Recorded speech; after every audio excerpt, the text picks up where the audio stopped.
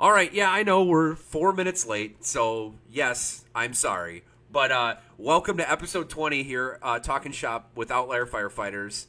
Andy Wells is in the house, and I hope you guys are excited. Join in the chat, send him questions. We've got our list of our own. Andy, thanks for being here. You bet, bud.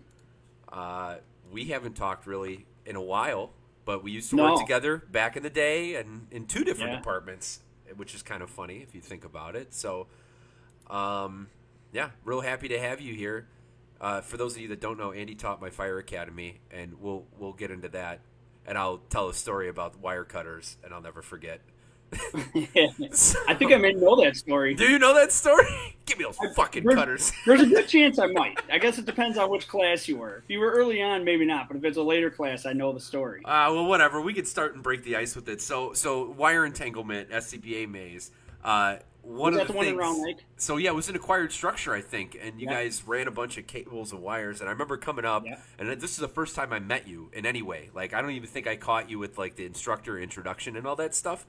And we come up to the wire entanglement thing, and you were like, "Hey, if you guys already have cutters in your gear, like that's great, and like that's a good thing. If you get caught up and you want to use them, try to get out first. But if you want to use them, just tap the pocket that it's in, and I'll come and untangle it. But we want to keep wires for the next guys." Okay, cool. So I go crawling in, and we're doing the swim, and we're doing all that stuff, and I get stuck, and I tap my pocket, and you're like, "All right." I crawl a little bit farther. I tap my pocket again. You're like, "Really?" Undo it again. The third time, I tap my pocket, and you're like, "Fuck you." Get him out and cut it. Which we're 4 minutes in, and I'm already swearing, but like you can figure it out now, kid. And like I think you took my cutters away and like put them over somewhere else. It was probably like one of my biggest pet peeves was doing that class, and guys would be like, what do they teach you? Train as you're going to play, right? Yeah. Don't go in. Train as you're going to play. And you go in, and these guys are like, you can't cut my prop. Don't cut the wires. You can't cut the prop. And I'm like, well, what good does that do? Yeah. Like, you're not learning anything. Like, to me, cut it up. I mean, it's a pain in the ass. You got to restring everything. But I'm like, that used to just drive me nuts. Like, I'd listen to guys come back, like, if I wasn't teaching or whatever, they'd be like, oh, yeah, I got these cutters. I got this and that. But I couldn't do anything with them. They wouldn't let me. I'm like, oh, it would drive me nuts. So it's funny when you said that. I'm like, I bet you it's going to be I told you go ahead and use them. Like, take them out, simulate like you're going to do it. Don't actually cut it. Let me fix it, but if we have to, we'll cut them and get through there. Yeah. Because to me, it just, I don't know. I'm with you. Do it like how you're going to do it. They always say, like, if you're going to do a training burn or whatever, wear your Nomex in. Or the smoke. Wear your Nomex in. Because if you don't do it, you're going to forget it. Yeah. So to me, it's always train like you're going to play. That's how I try to teach and be there, and do it. I'm with you. I watch people actually pull those when you finally get the green light to do it. And like there's cool ways to modify them, right? And you can add like paracord and all those other things, right? Which are great, and you should do them if you're in your pocket, right? I think it helps a lot. Yeah. But then they can't get to them because they've never actually had to get to them. Like you're saying, like if you're not, you got to use it. Same with like when people go through a wire entangle or a CBA maze and they take all the stuff out of their pockets and everything off of themselves. It's like take my flashlight off, like, my radio off. Well, yeah, like of course that's going to be easier, right? Like, I'm with you. You got to make. Well, let me ask you this: where do you keep your wire cutters? So I have in the radio pouch one here, and then I got one on my my right my thigh pocket. So I have opposite high low. But a lot of people I've talked to said you want to keep it close by in your radio pocket. Yeah. But we're kind of in the process of switching radio stuff. Going to like radio straps. Before we couldn't wear radio straps. Now we can. We're still kind of in the learning phase of like wearing the radio strap under our gear, because we went so many years not being able to wear a radio strap. They had to be in our pocket. So I never could keep my cutters there. But somebody, I don't remember who it was that told me about it. They're like, you want them close by. You get wrapped up in something. You're wrapped up here. You might be able to get to your radio pocket, but you can't get to your, your leg. And I was like, oh, that's a good point. I mean, mine are in my leg, but I guess it's all learning stuff and changing things up. It's Harrison. It can't change. Yeah. So.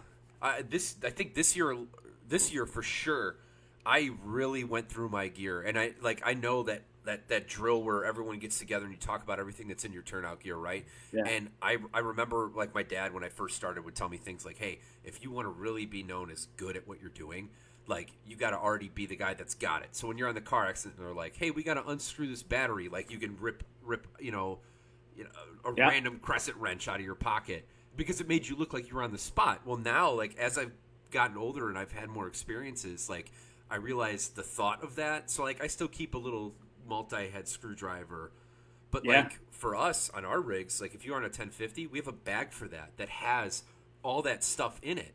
So I've completely changed now my turnout gear. Like I basically thought to myself, it's what I need for a fire, like, and that's what I Yeah. do. What are you carrying it It's for? strictly for fire, and then everything else is either in, like, I have a go bag in the rig to switch Yeah. over my extrication gloves or something like that. But like I totally took everything out. Like I literally just have some drag stuff, and it like Yeah. I've totally made myself lighter in weight. But that's Yeah. because my department sets the rig up in a way where that extra specialty stuff's in a bag that I can just go grab at any point for like random crap, you know? Yeah. We have a guy with us. He actually has a socket with the right size on it. Yeah, Because I'm the guy that's going to the toolbox 28 different times. yeah, You know, my lieutenant Charlie, he can like yeah, be like, no, that's a 6 millimeter, and I'm like, how do you even do that? Like, that's not even fair. yeah. Like, I'm over there like guessing, bringing it with me, like measuring it out of the toolbox, and I don't know. Some of those guys that have that talent that can just tell you exactly what the size is by like. But yeah, we have a guy. He carries a socket right in his pocket, so like anytime we've gone to disconnect the batteries, he pulls that out. I'm like, I really need to invest in one of those, but Like I just I'm keep definitely saying, not knocking that by any stretch, right? Like I think that totally makes sense and has value in there. But like, if you could almost rethink and like I said, restructure it so now you've got. Now some people have a tool bag that's got 8 million things in it. That's probably unnecessary, right? It's like, all right, I don't need a laser level in here. 10,000 Like, sockets. why is this in here? But yeah. Yeah, Shoot, man! Already one rabbit hole, and we just friggin' started. So, I know. Sorry. Charlie's calling you Ogie Oglethorpe, or maybe it's him. I don't know, but I love the It's slap shot himself. reference. Yeah, that's what it is. Yeah. Oh man. So I guess we'll just get kicking on some of these questions here. So what was your first exposure into the fire service? So, man, I'm trying to think how old I was. I was young. It had to have been maybe around like 5th grade or something like that. And to be honest, I don't even know if it's my aunt's ex-uncle. So she was married to Tony Tenike. He used to be on Lakeville Rescue. I don't even know if he knows this story. He's the whole reason I got into the fire service. So they were babysitting myself and my sister. We were up in Antioch. He was on Antioch Rescue at the time. And we were at the True Value right across the street. And he's in there, and his pager goes off for a car accident. It was at 59 and Beach Grove Road. And he's like, oh, man. Then like the siren starts up on the water tower. Because, I mean, that was that long ago for Antioch. Yeah. So we go cruising over to the rescue squad station. He's like trying to figure out, what do I do with this kid? He's like, I don't even know if he had a cell phone or anything like that. So he's like, screw it, man. You're coming with us. So I was like, for real? He's like, yeah. So we jumped in the rescue squad, and we go cruising out there. And I just remember like sitting like in the back, like looking forward. Because I want to say there was maybe only 2 of them. I don't think anybody was in the back with me. There's only 2 people just looking forward. And I'm like, this has got to be the coolest thing I ever drive. They were heading out there. We get to the car accident. And like that part of it, I don't really remember. But like, I just remember it wasn't a bad car accident. It was a minor one. I think it was a release date. We did not transport. I don't think anybody did. Because remember at that time, Antioch Rescue would run 2 or 3 or, whatever ambulances out there. So I don't remember what they had, but so we went out there and I ended up going back and I was like, that was got to be one of the coolest things I've ever done. I probably told that story forever when I was a kid. So after that, once you hit high school, they had the tech campus. I joined the tech side of things, but for me, it didn't have EMT or firefighter yet. It was like a medical assistant or a medical side of things, but we did get to ride along. I joined the Explorer post in Grays Lake, so I was over there with all the Grays Lake guys, the older Grays Lake guys that are either there or gone. So yeah, I did the Explorer post, did the ride along. I went over to Round Lake. Of course, all the Grays Lake guys are giving me shit. They're like, "What are you doing riding in Round Lake?" I'm like, "Well, you let me ride over here. I want to try something new." So that was kind of like my foot in the door at Round Lake. Meeting some people, and then after high school, tested for Antioch, got on in 2001, so joined there and. I mean, we were just fire then. I mean, you were just fire too when you started. I don't remember when did they take over the rescue? 14. It was right when I 13? left. 14 or 13? I think I left in 15. I think. I don't remember. But yeah, so like I got on the fire side and then Antioch sent me to EMT. They sent me to medic. So I got all that and just started testing. Yeah. But yeah, so I rode along with it would be my ex uncle now on the ambulance on Antioch Rescue. That was the first experience I had, and I was hooked right from there. I was like, this is what I want to do. Like it was the coolest thing. I mean, you're a kid. I mean, what kid doesn't want to do that? Yeah. You know, so Yeah, yeah. I think a lot of us end up sharing that similar story, and Chief Coke Fair saying 2013, yeah, was when Okay. they took over. Um, but yeah, With those white van ambulances, those god yeah, the awful things. ambulances. Man, that was The giant magnet. not fun. Those things Yeah, trying to that was cram kind of a quick, clown car crazy everyone in. takeover. Yeah, but we made it work, man. It was Yeah. something else. But I a lot of people that come on, especially in our area, start with those youth programs, and Yeah. I don't know if like it's funding or if it's maybe interest. I don't know, but it seems like a lot of those are falling off, and they're not Yeah. as easy to find anymore. To get a kid who's maybe doesn't plug into other things, right, and fits in that blue collar life. I'm trying to think who even in the area has an Explorer post So anymore. we I know do. we just got rid of ours in Round Lake. They're doing Maplethorpe's doing it with Turf. Yeah. The two of them run it. There's a handful of guys that do it, but they're running a Citizens Fire Academy. Oh. So they do that with like hopes that people can come in and run the program with them. They do. Man, they did everything with them. They did like extrication. They did like dive stuff, ladders. I mean, they did everything. So Yeah. it seemed pretty cool. I wasn't there for it, but it seemed pretty cool what they did, and I think they're trying that avenue just because.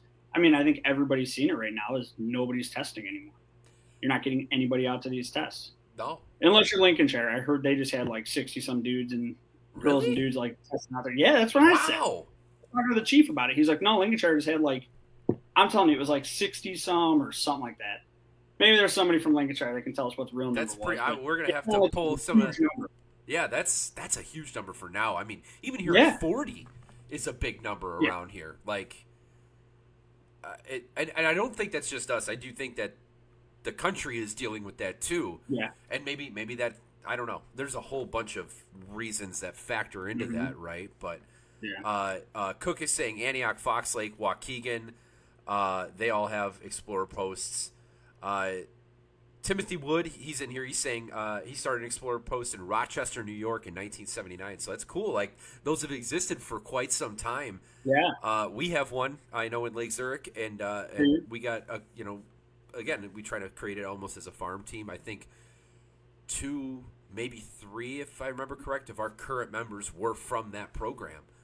And then eventually, came in, and Gilsinger, who was on not too long ago, Craig was an Explorer with Lincolnshire, and he got scooped up by them too. So, like, Yeah. there's such value in that. But I think we have a couple guys from like our old Explorer post before it kind of dissolved that are working. I know one of them's working Metro with us now.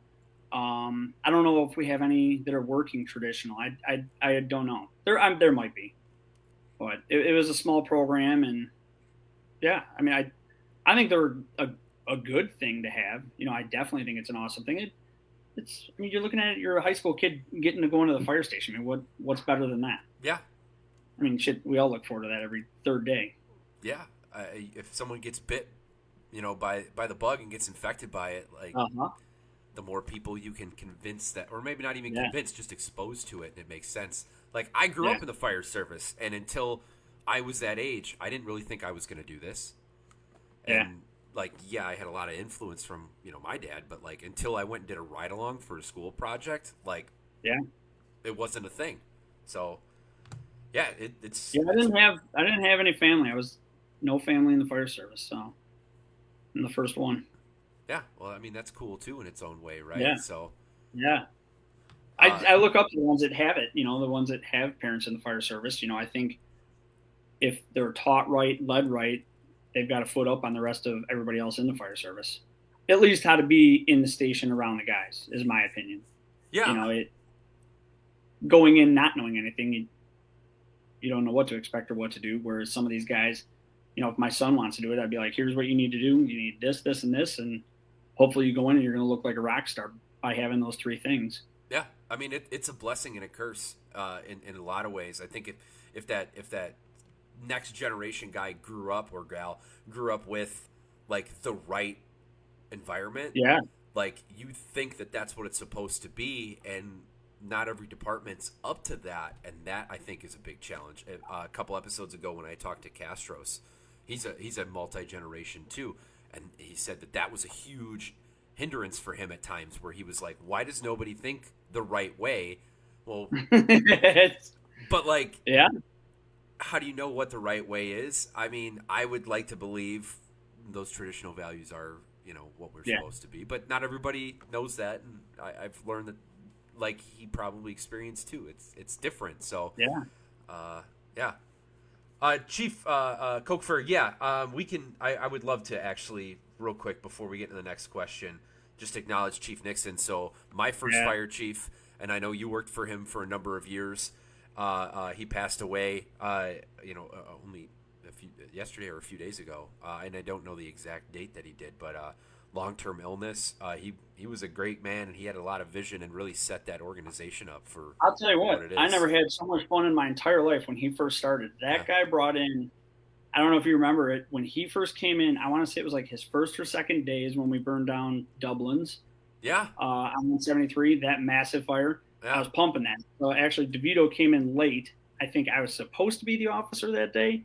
And I'm like, Jimmy, it's not going to be anything, because he was just getting his stuff set up. I already had everything set up in the engineer spot. I'm like, I'll just drive. It's no big deal. And as we're going out there, they're like, there might be people trapped. We're getting multiple calls. I'm like, no way. So he had that. He had a nasty wreck at 59 in Grass Lake Road. I think we flew out one or two people. We had like Fox Lake, Lake Villa. There was like 3 or 5 people. It was a semi versus car. He had a dive after that, and then I want to say he even had a hazmat call. I wasn't there for the hazmat call. I think he had a hazmat. So he had a dive, a bad car wreck with flight, and I thought he's like, I've never done flight before, because where he came from, they didn't have it. They had trauma centers close by. So I'm like, man, you brought in a fire, flight, and a dive. It was literally all within his first week. I will never forget it. It was his first week, and that's what we started out with. I was like, holy cow, what are we in for with you? Yeah. He's like, well, I guess we'll find out. Yeah, and I think he was really great. He really was. And I'd love for us to just have a moment of silence for him. And I appreciate you bringing that up, Chief Cokefair. Yeah.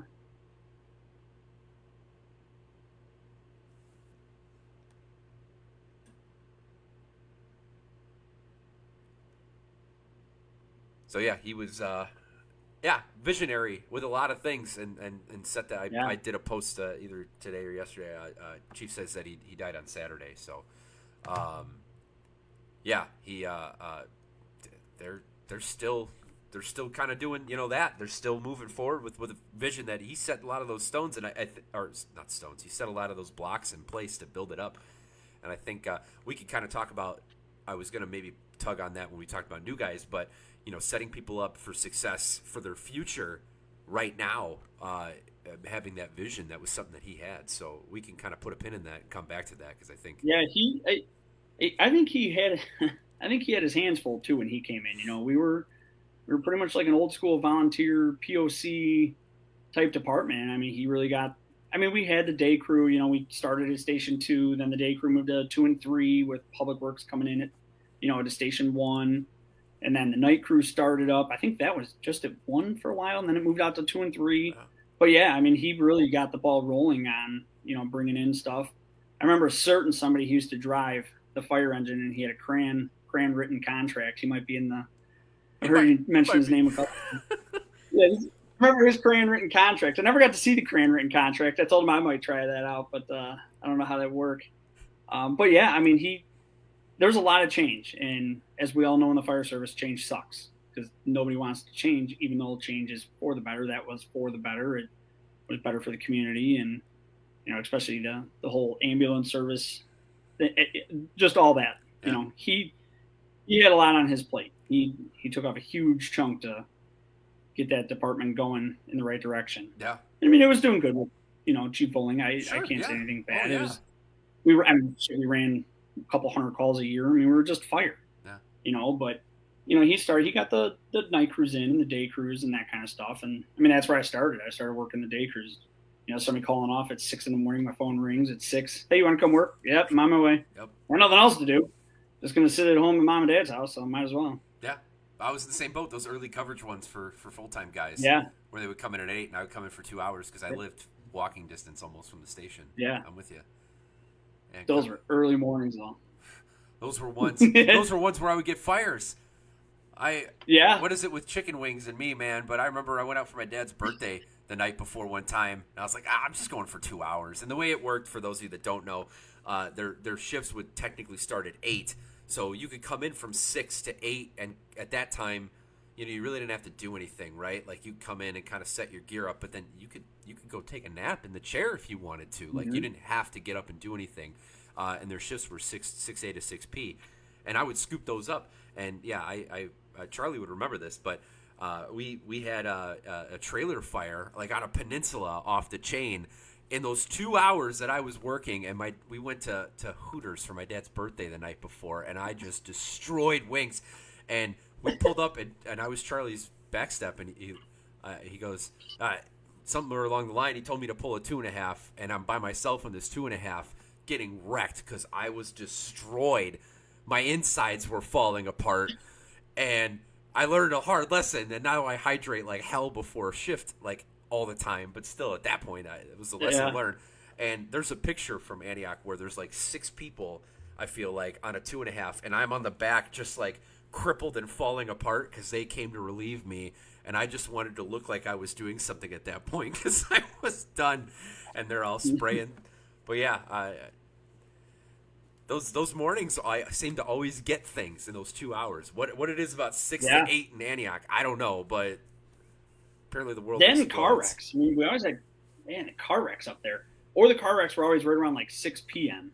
Yeah, those seemed to be late. Yeah, Grass Lake, man, Grass Lake Road was rough. Yeah. So we kind of talked. Grass Lake or out West End. Well, yeah, both of them were.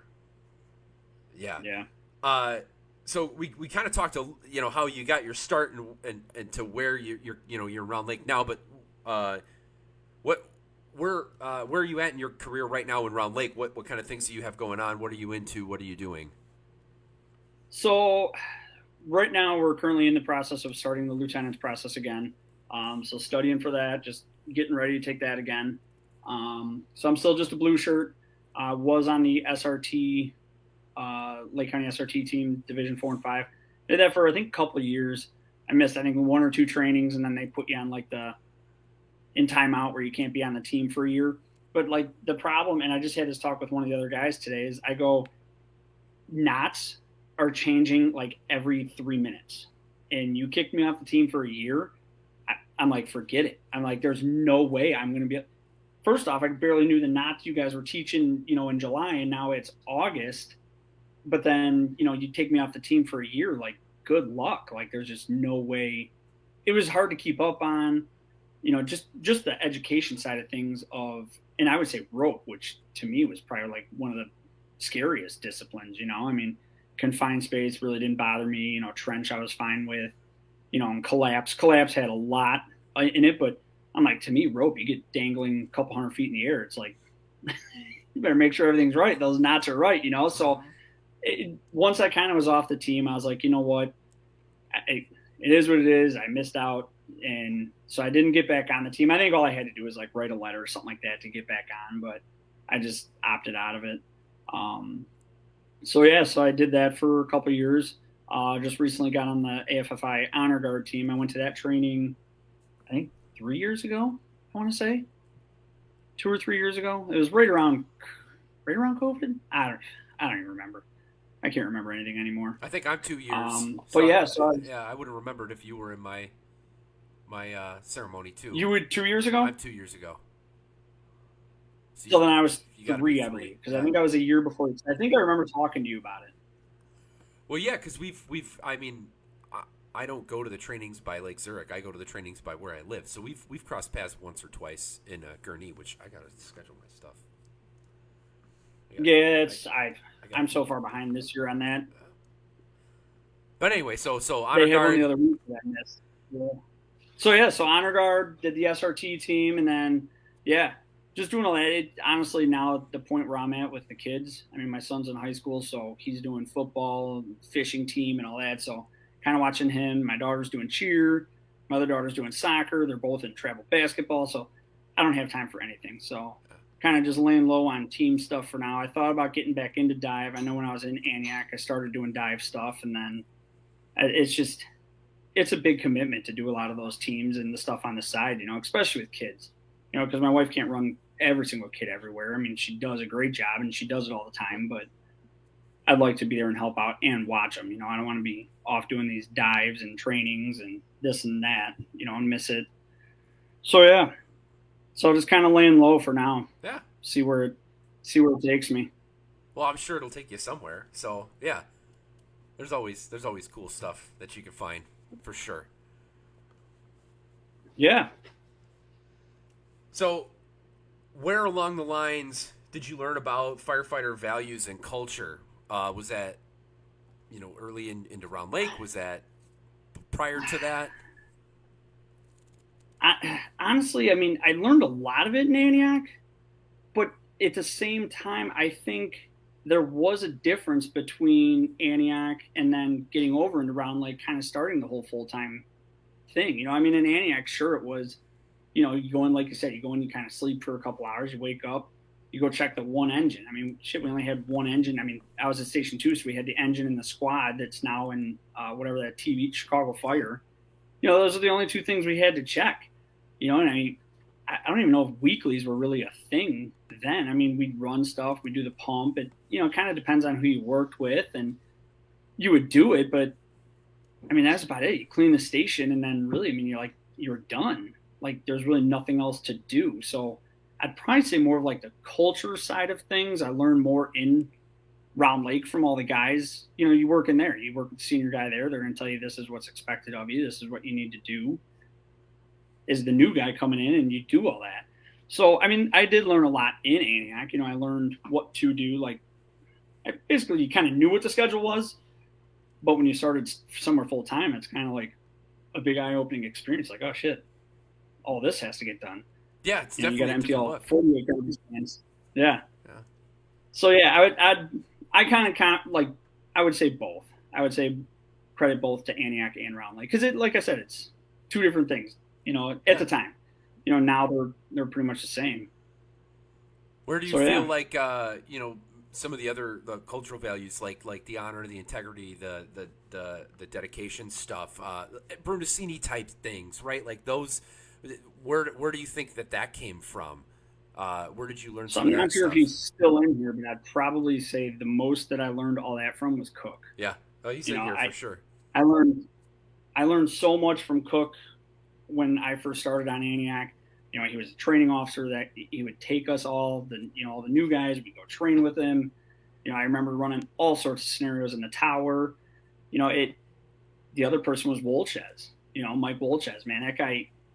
I can remember him calling me and being like, hey, we're going to go run the tower on Saturday. And I'd be like, we're going to do what? He's like, just show up on Saturday. We're going to run the tower.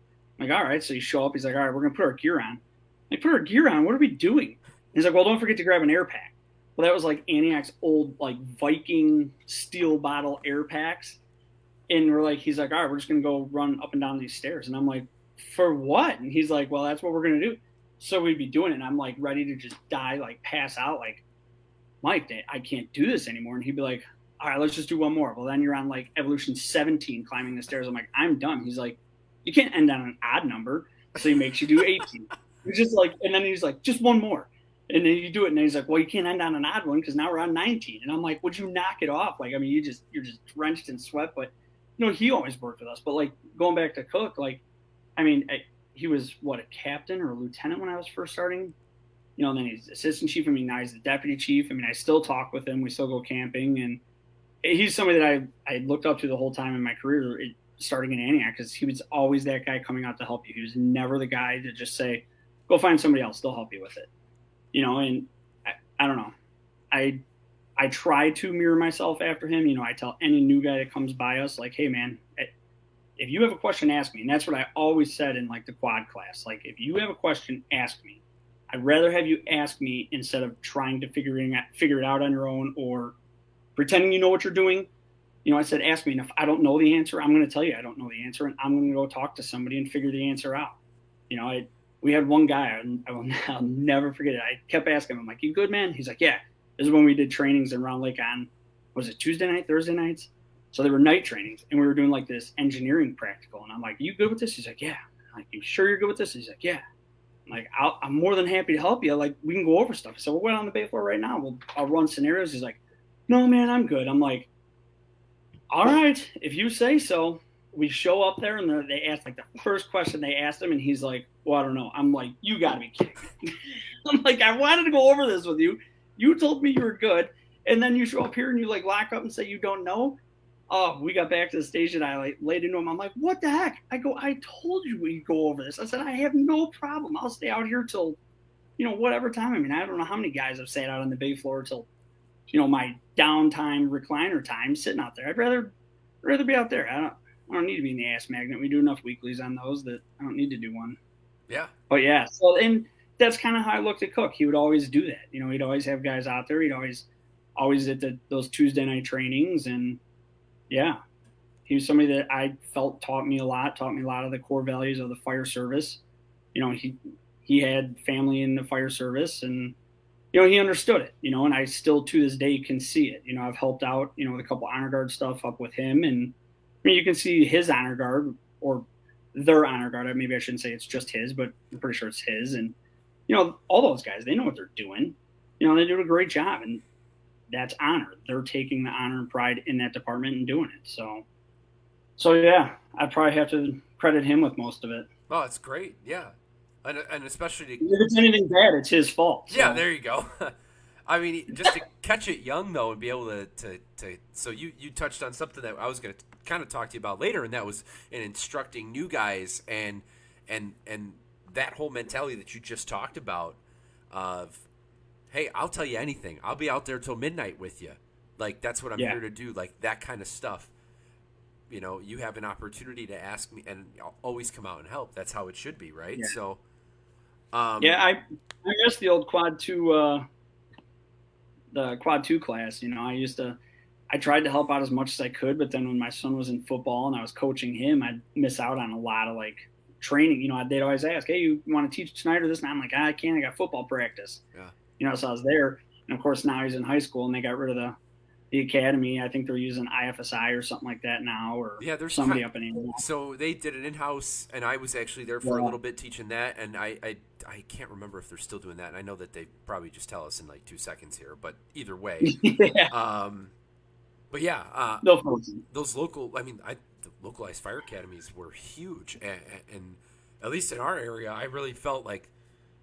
And I didn't go to NIPSTA, so I guess I can't say that. I'm not knocking NIPSTA, but there was something, I don't know, more homegrown that I felt with a localized multiple department. Like, I knew people in the surrounding departments around me immediately. There was already friendships and relationships built. So there was to me there. I think the thing people don't really even know they're getting out of that is they're getting so much more working with your surrounding department in an early on stage in their career. Because, I mean, look at it now. I mean, how many times does Antioch get a fire and they're working with Fox Lake, Lake Villa, Round Lake, Salem, Newport? It's all those surrounding areas. If you have somebody on that other side that knows you, knows your strengths, knows your weaknesses, I mean, to me, that's huge. That is so huge. That's one thing I always, like, one of our RIC classes, I learned this, it was a rapid intervention. It was called RICO. It was down in, I think, Downers Grove is where I took the class. Like, that's one of the things they said is, like, you're bringing the dude up out of the basement, he's unresponsive. He goes, that's the time to swallow your pride. If you have no upper body strength, don't tell the guy you're going to take the upper body, take the lower body, and to me, it's one of those things, each other's strengths. I know working with a bunch of guys in Fox Lake, if they're coming in on a fire behind me, they're going to kick ass. It's just, I know they're there, and I know a lot of those, officers over there and the blue shirts and stuff like that. But that's how I looked at the Quad 2 Academy. I was on a crew.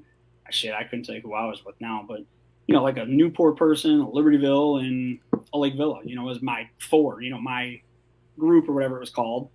It was cool. You got to meet them, and to this day, I still look at some of them. Most of them are all like chiefs and shit like that now. Not me. I'm still just a blue shirt at the bottom, but they're doing good. Hey, there's nothing wrong with being a blue shirt, man. No, there's not. There ain't nothing man, wrong there's with times that. I even look at this lieutenant thing and go, forget it. I'll just keep driving and riding backwards. I mean, It's not that bad. and there's a loss of I've talked about it with other guys on here too, but it comes up frequently, and there's a lost art to the senior man. So there's so much value in that, and it doesn't mean that you can't be valuable. And I hope whatever path you set forth and you go, I hope you achieve it. But yeah, there ain't nothing wrong with being a blue shirt, man. There ain't. Our senior guy that I looked up to for many, many years, he just got promoted recently. Dan Zamet, that guy, he was our senior guy. He's that your senior guy. He's the guy that he'd come up to me, hey, you gotta go tell that guy he's got to do this and this. Yeah. Okay, got it. And off you go. You go tell it, hey man, what are you doing? Talk to that guy, and yeah, those guys are the soul of an organization. I think, and from what I've tried to gather, because this whole thing started with me trying to look into like longevity and not ending up, a couch potato after 20-something years, right? And like, I think if you look at organizations, if you look at their senior people, their senior blue shirts, I think that tells you everything you need to know about an organization. Truly, like, yes, there's pockets of great people maybe that fit in other places, but your top seniority blue shirts, I think that really tells the whole story without you having to dig very far. Because if they're plugged in, if they're training people, if they're invested in the younger guys, and like we've talked about already about passing it on, like your organization's probably healthy. If they're not, if they're magnet stuck to the recliner, I think that says a lot. It goes both ways. You got some of those senior guys that are outstanding, and then there's some that are just, hey, can you help me with this? No, go ask somebody else. And hey, whatever. What about my vacation picks? You've done your time, I guess. Yeah. Yeah. It's Vandenberg has a thing here. He's asking me what rats means with collapse. RATS. So go ahead and elaborate on that. I don't know if I'm allowed to throw this person under the bus. Oh man, he's probably not even watching. Yeah. I don't know. Is it our SO? We got 12 people watching live right now. He's like my boss. See if he says go for it. If he says go for it, I'll throw the name out there. So I'll just leave the name out don't. For it. He's okay. That's what I figured. He's pumping your brakes. Is that it? Guy no. I'll tell you the story. But right. I won't say the name. All right. People may know this and they'll get it to him, and he'll be all right with it. But so in our SRT class, we were talking about like marking a building. Like the hurricane coming in. You mark the building. Hazards like electric, water, this and that. Like 3 people dead, or we searched it, 0, nobody in there, whatever. It's how you mark the building. So it was Chief Garrison from Lake Forest, who's now up in Sun Prairie. He's teaching, and he draws the X. He shows the X on the board, and he's like, all right, it's got electric, it's got this, it's got H2O, it's got rats, RATS, and this individual, boom, immediately hand goes up. He's like, yeah, what's up? He's like, what's rats? And Chief Garrison, I mean, without missing a beat, and probably every single one of us in the class, our heads going like, 180, like instantly. He's like, rats, like the mouse with the big teeth, and like, oh my God. So to this day, I will not let him live it down. He does hold some rank.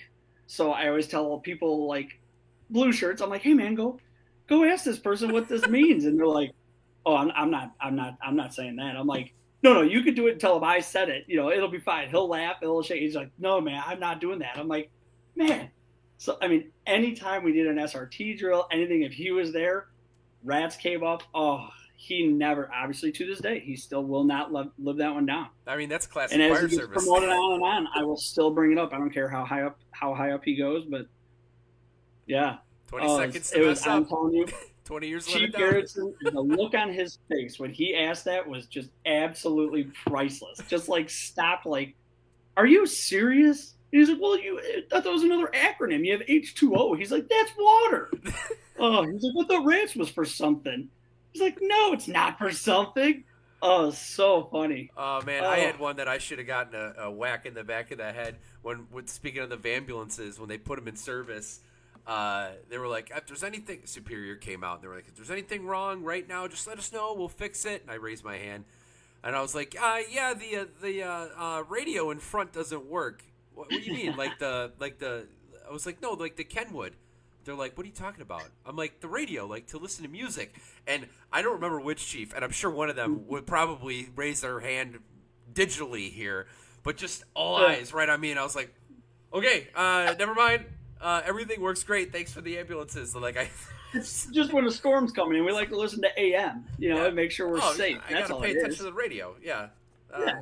I'm just trying to stay safe over here. Yeah. It's like open mouth, insert foot immediately. Ugh. I can't take that. Those ambulances, those things were the worst. I get it. They got them quick and it worked, but I only went on like a handful of calls. I'm like, these things are terrible. Well, we used to transport arrests, right? And I don't know if they still do that up there, but I remember, again, clown carring like 7 people in the back of that thing. Yeah. Working an arrest and driving them the whole way to the hospital. And we were like, oh my God, you're like laying on top of somebody to do chest compressions. Like, it was. Yeah. It was horrible. Oh, starting an IV in those things was garbage too because they were so top heavy. But yeah, they were. I mean, it worked. They got them quick. They had no other choice. There was no other choice, and we were always going to make do with whatever they got. So it's not like we could look back at it now and be like, "Oh my God, that was horrible." But in the moment, we were like, "Well, whatever. We'll just figure it out." Yeah, because that's what firemen do, right? Like, yeah, it worked. I want to say, I think Round Lake even gave Antioch one of their ambulances to help them out. And, that thing was. I think they ended up buying it. Maybe I don't remember.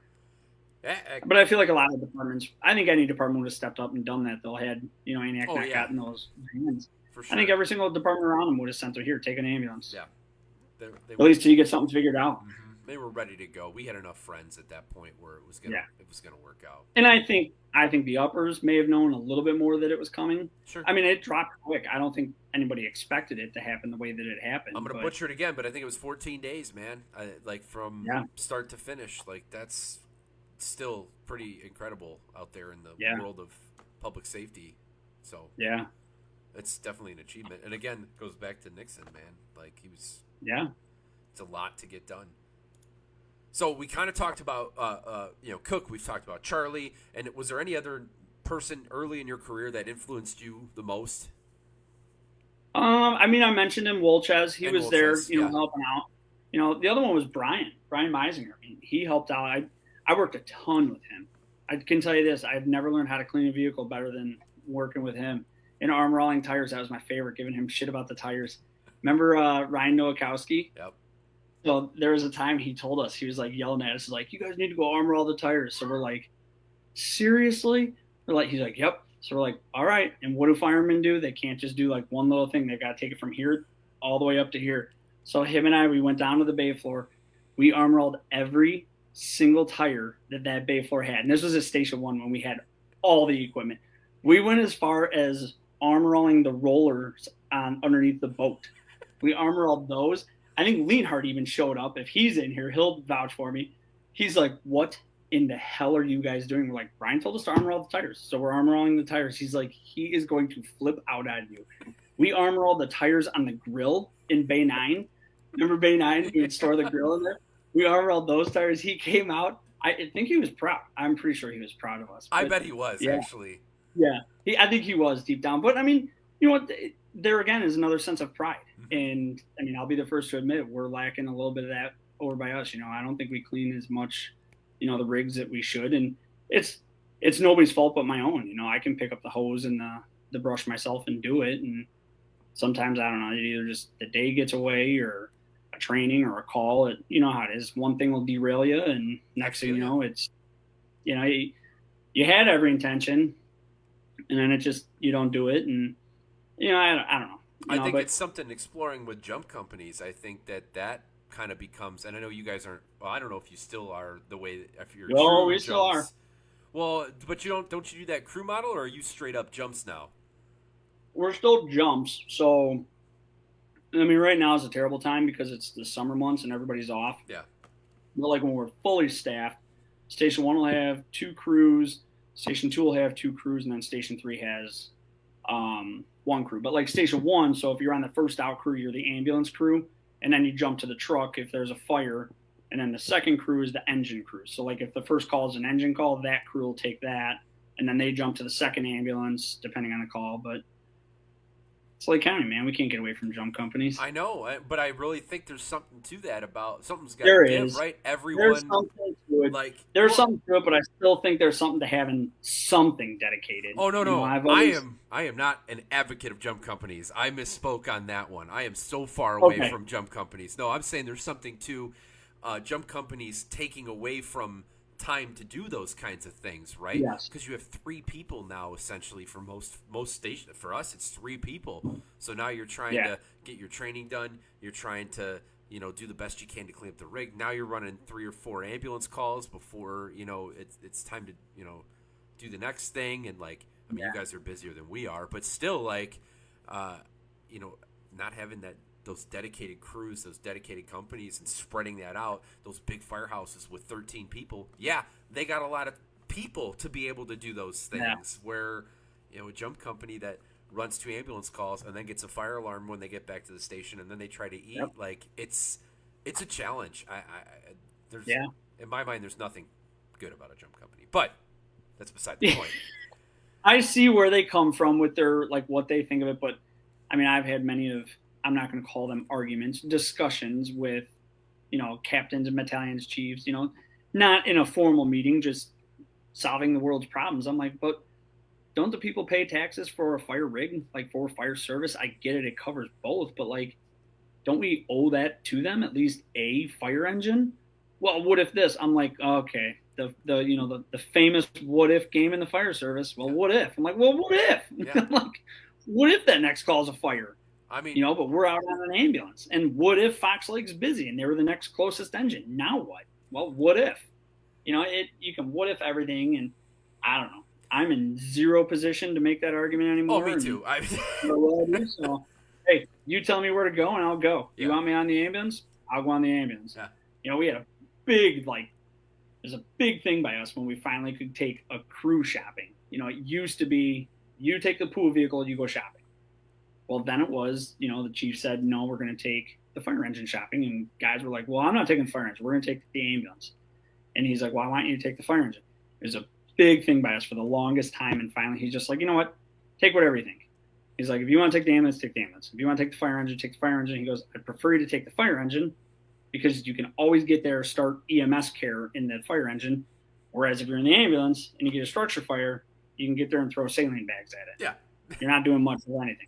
He goes, at least in one thing, you can get there, you can start care and do it. Whereas the other one, and that was when I was the union president, and him and I had, I can't tell you how many talks going over that. And then we both kind of were just like, whatever. Well, But yeah, I mean, what are you going to do? I've always said, I'm like, why can't we just have one dedicated fire engine? Even just one.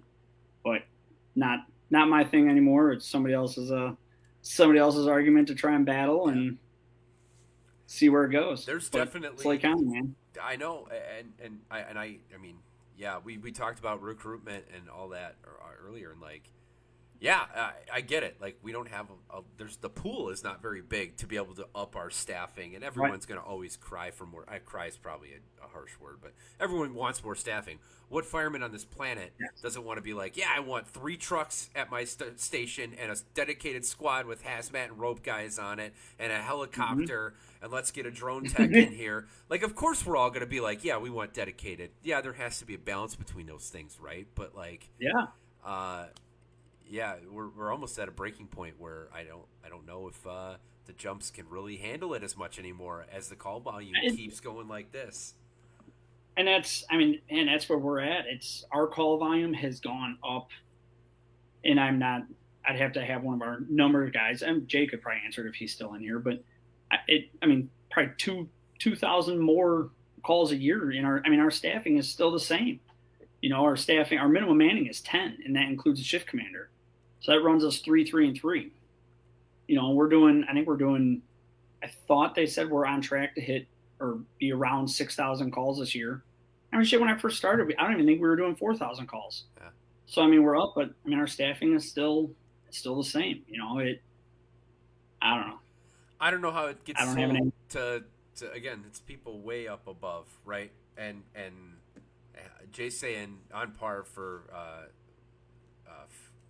5,750. So right? I mean, He's our numbers guy. He'll yeah, know. yeah, So if he says 5,750, it's going to be within 5 or 10. that's the number. But Yeah. yeah, I don't know. Something's got to give at some points, and I don't know.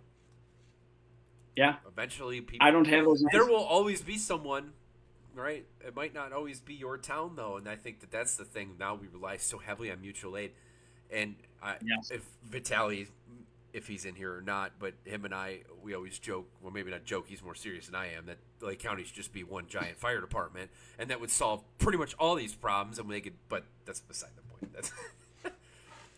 That's the talk you have at the coffee table. The Yeah, one giant fire department. And honestly, I don't see how that's wrong.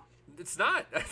I mean, tell me why Round Lake, Fox Lake, Lake Villa all need these giant ladder trucks for millions of dollars Right? when we're running a structure fire a month. Yeah. We're not burning like we used to. Do we really all need to spend that money? That's to me, that's the biggest thing is this equipment. I mean, each department, we all got to have a ladder truck. I mean, we're looking at specking out another one right now. Yeah. I think we're actually looking at doing something like with Wakanda Yeah. on this ladder truck. So I don't know. I feel like each time you mention something like that, that's at one step closer to maybe bringing two departments closer together. And I mean, we do a ton of ARA stuff. I mean, we do a ton of ARA stuff with Grays Lake. Our battalions go to their structure fires. Yeah. Their battalions come to our structure for every structure fire. Let me rephrase that. Any toned out structure fire, both battalions are going to it, which I think is awesome. Mm-hmm. It to me it helps out that battalion sitting in the car, and he gets another helper or whatever he wants right there, to help him run that incident. And we're already going down that path to be and that's one exactly department. it. We're headed down it. Where my old man is right now, the Western Chicago Suburban Fire Alliance. I probably butchered it, but like West Chicago and Carroll Stream, I think it is, and 6 departments. Yeah. Same SOGs, same training. Like they all have their training officer, I think, but like they share the same rotation of their schedule. They all train together.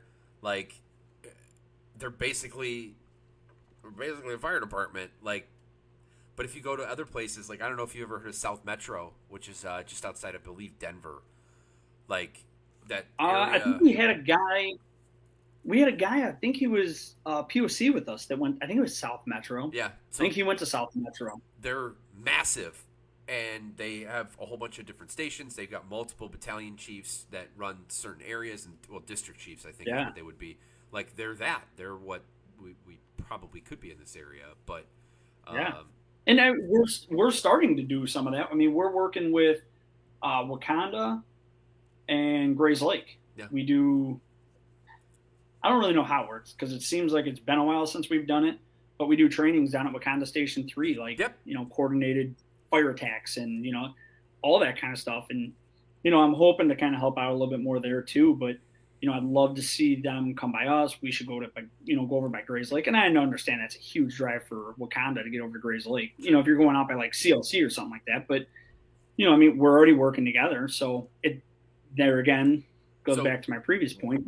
I'm working with the guys from Station 3. Yeah. We know them. We take a crew out of service and we send them there. I think we bought into that now. Yeah. So for every quarter, like we're sending a rig of 3 guys.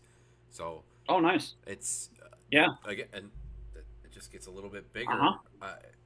One more step. We're getting one more step closer. I would ship this new dispatch center. It's another step closer. Yeah, that's.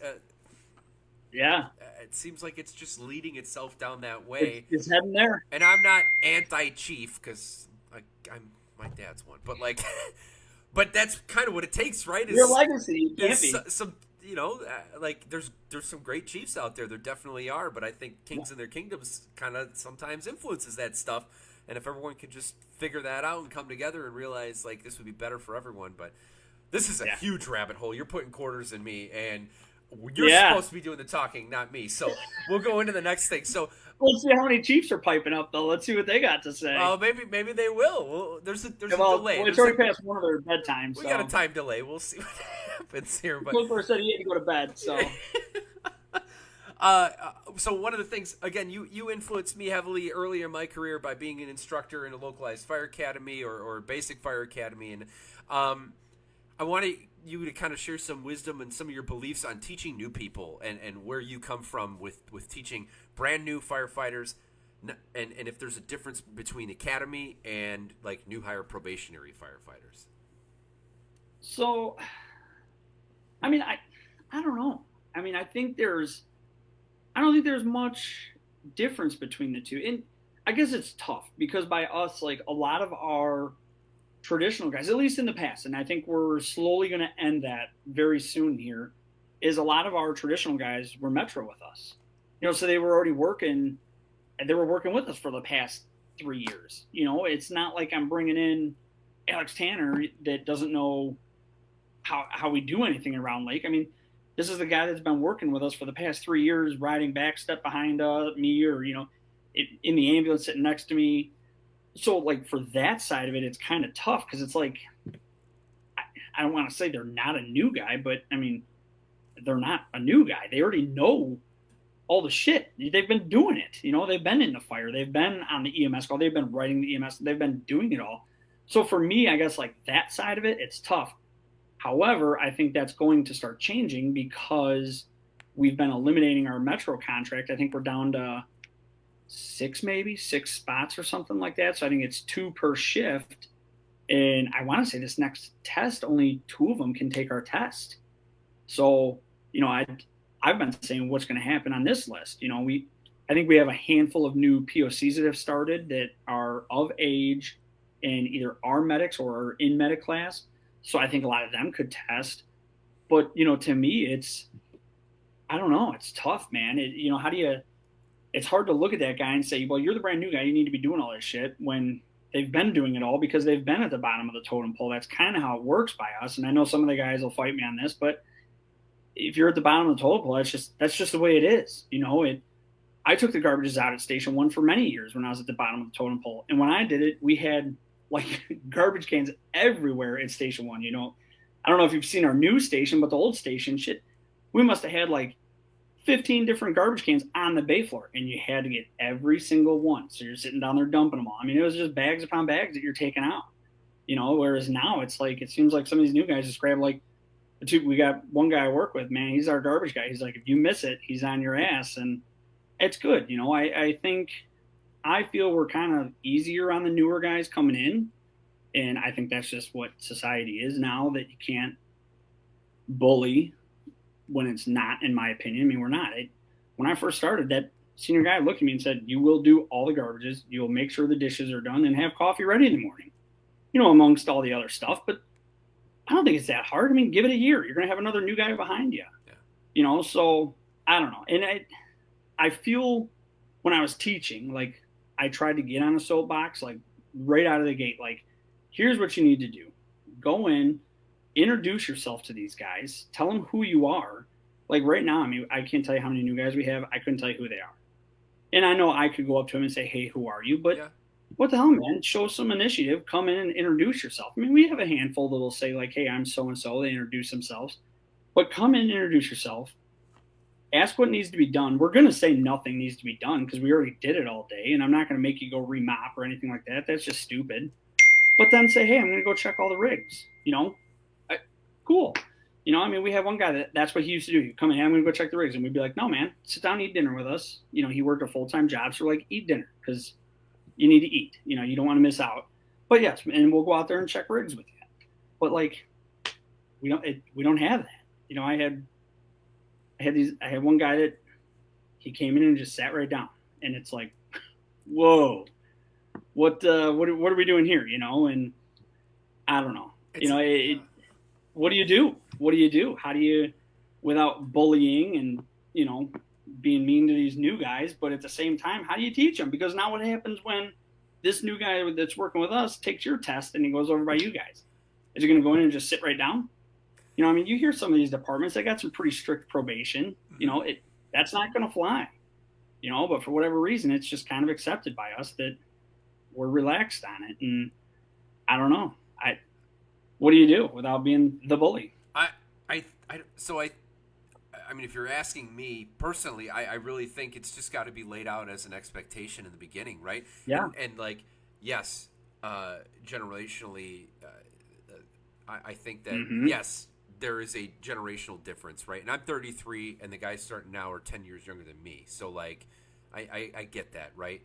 I do think, though, the ones that are drawn to our profession, for the most part, are just looking for you to tell them what's expected. And if you tell them that in Yeah. the beginning, then they follow it. They know what they're supposed to do. Our probation, we kind of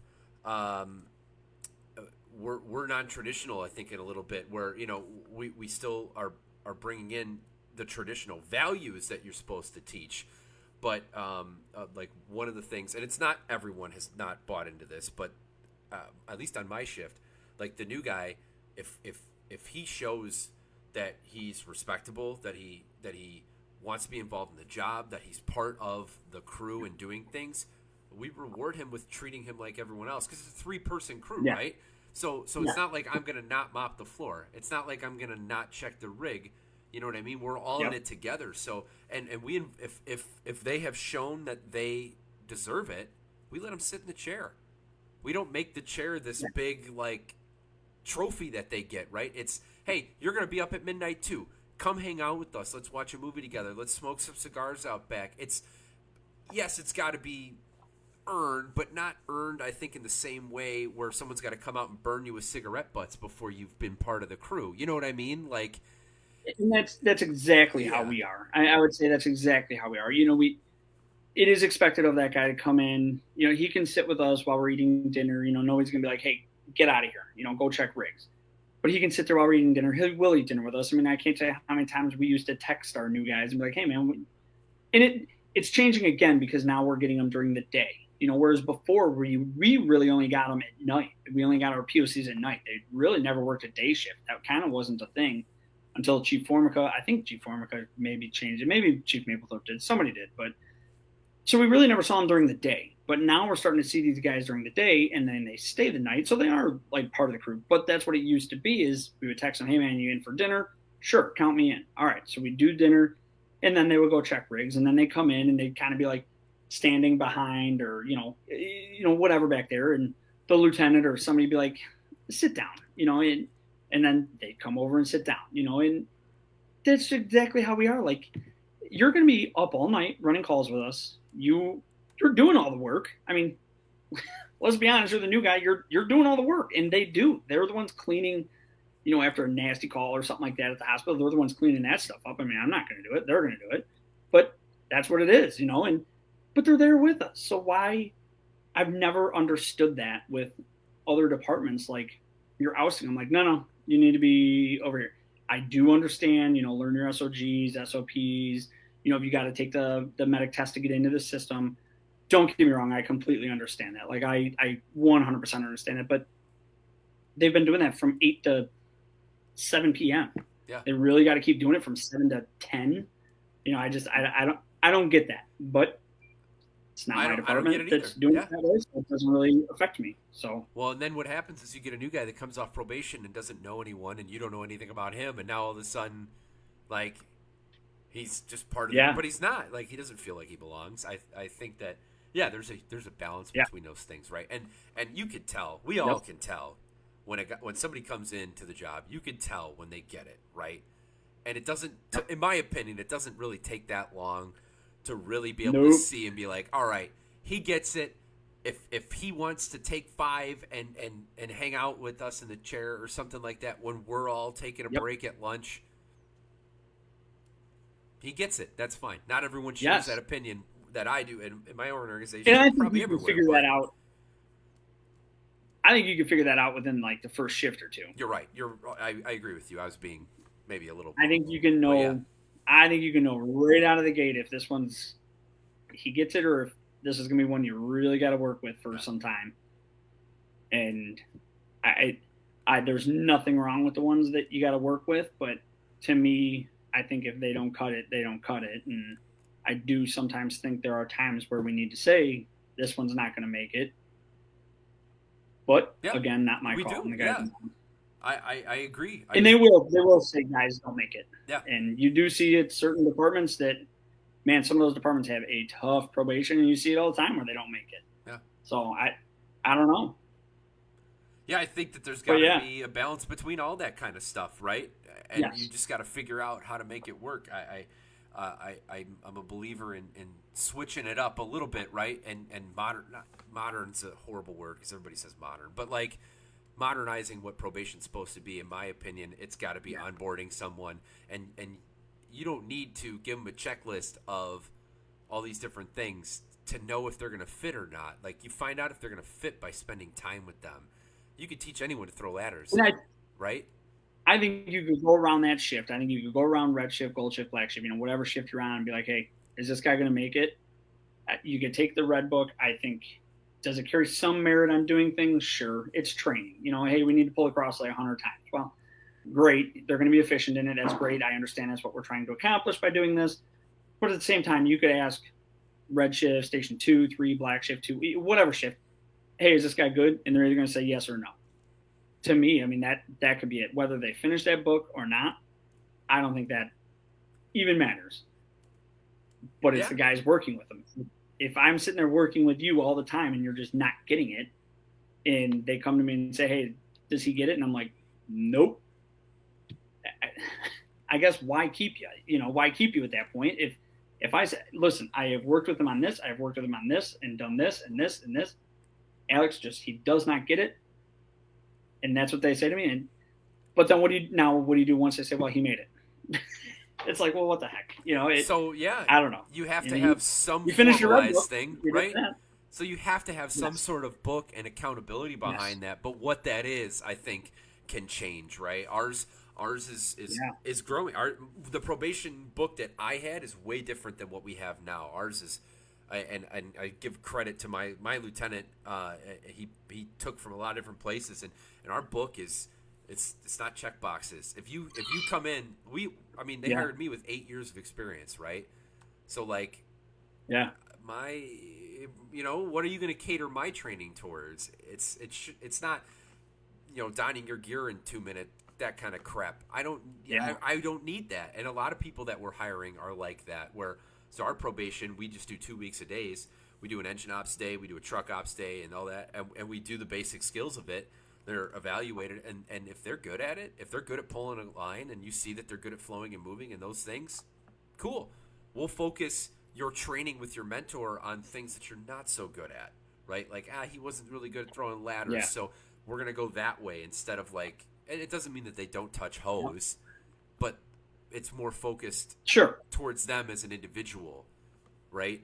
And it seems to be working pretty well so far. But like, I remember I had to get signed off on our blowhard fan, 4 times or something like that, right? And I remember somebody burned bacon in the kitchen, and I go, stop! And I run out to the rig, and I plop it in the middle of it. I go, sign me off, right? This counts. And they're like, oh, my God. And, it's funny, but, like, realistically, should that be the way that, you know what I mean? Like, right. I digress. You need more than one time. If you can't figure that thing out in one shot, then this job's not for you. We got a bigger problem, right? Exactly. If you can't figure out how to turn that knob and aim that thing right at the door, later. Going out there with your arms as the cone and all that, yeah. We already kind of talked about being there to answer questions for people, but again, I'd love you to share a little extra wisdom on that, right? So no matter what, being there to teach people, if you wanted to talk about that again. Yeah, I feel this is where I did touch on it, that, and like I said, it's tough now because the station I'm at, I don't get to really see the new guys. That they're generally at our station 2.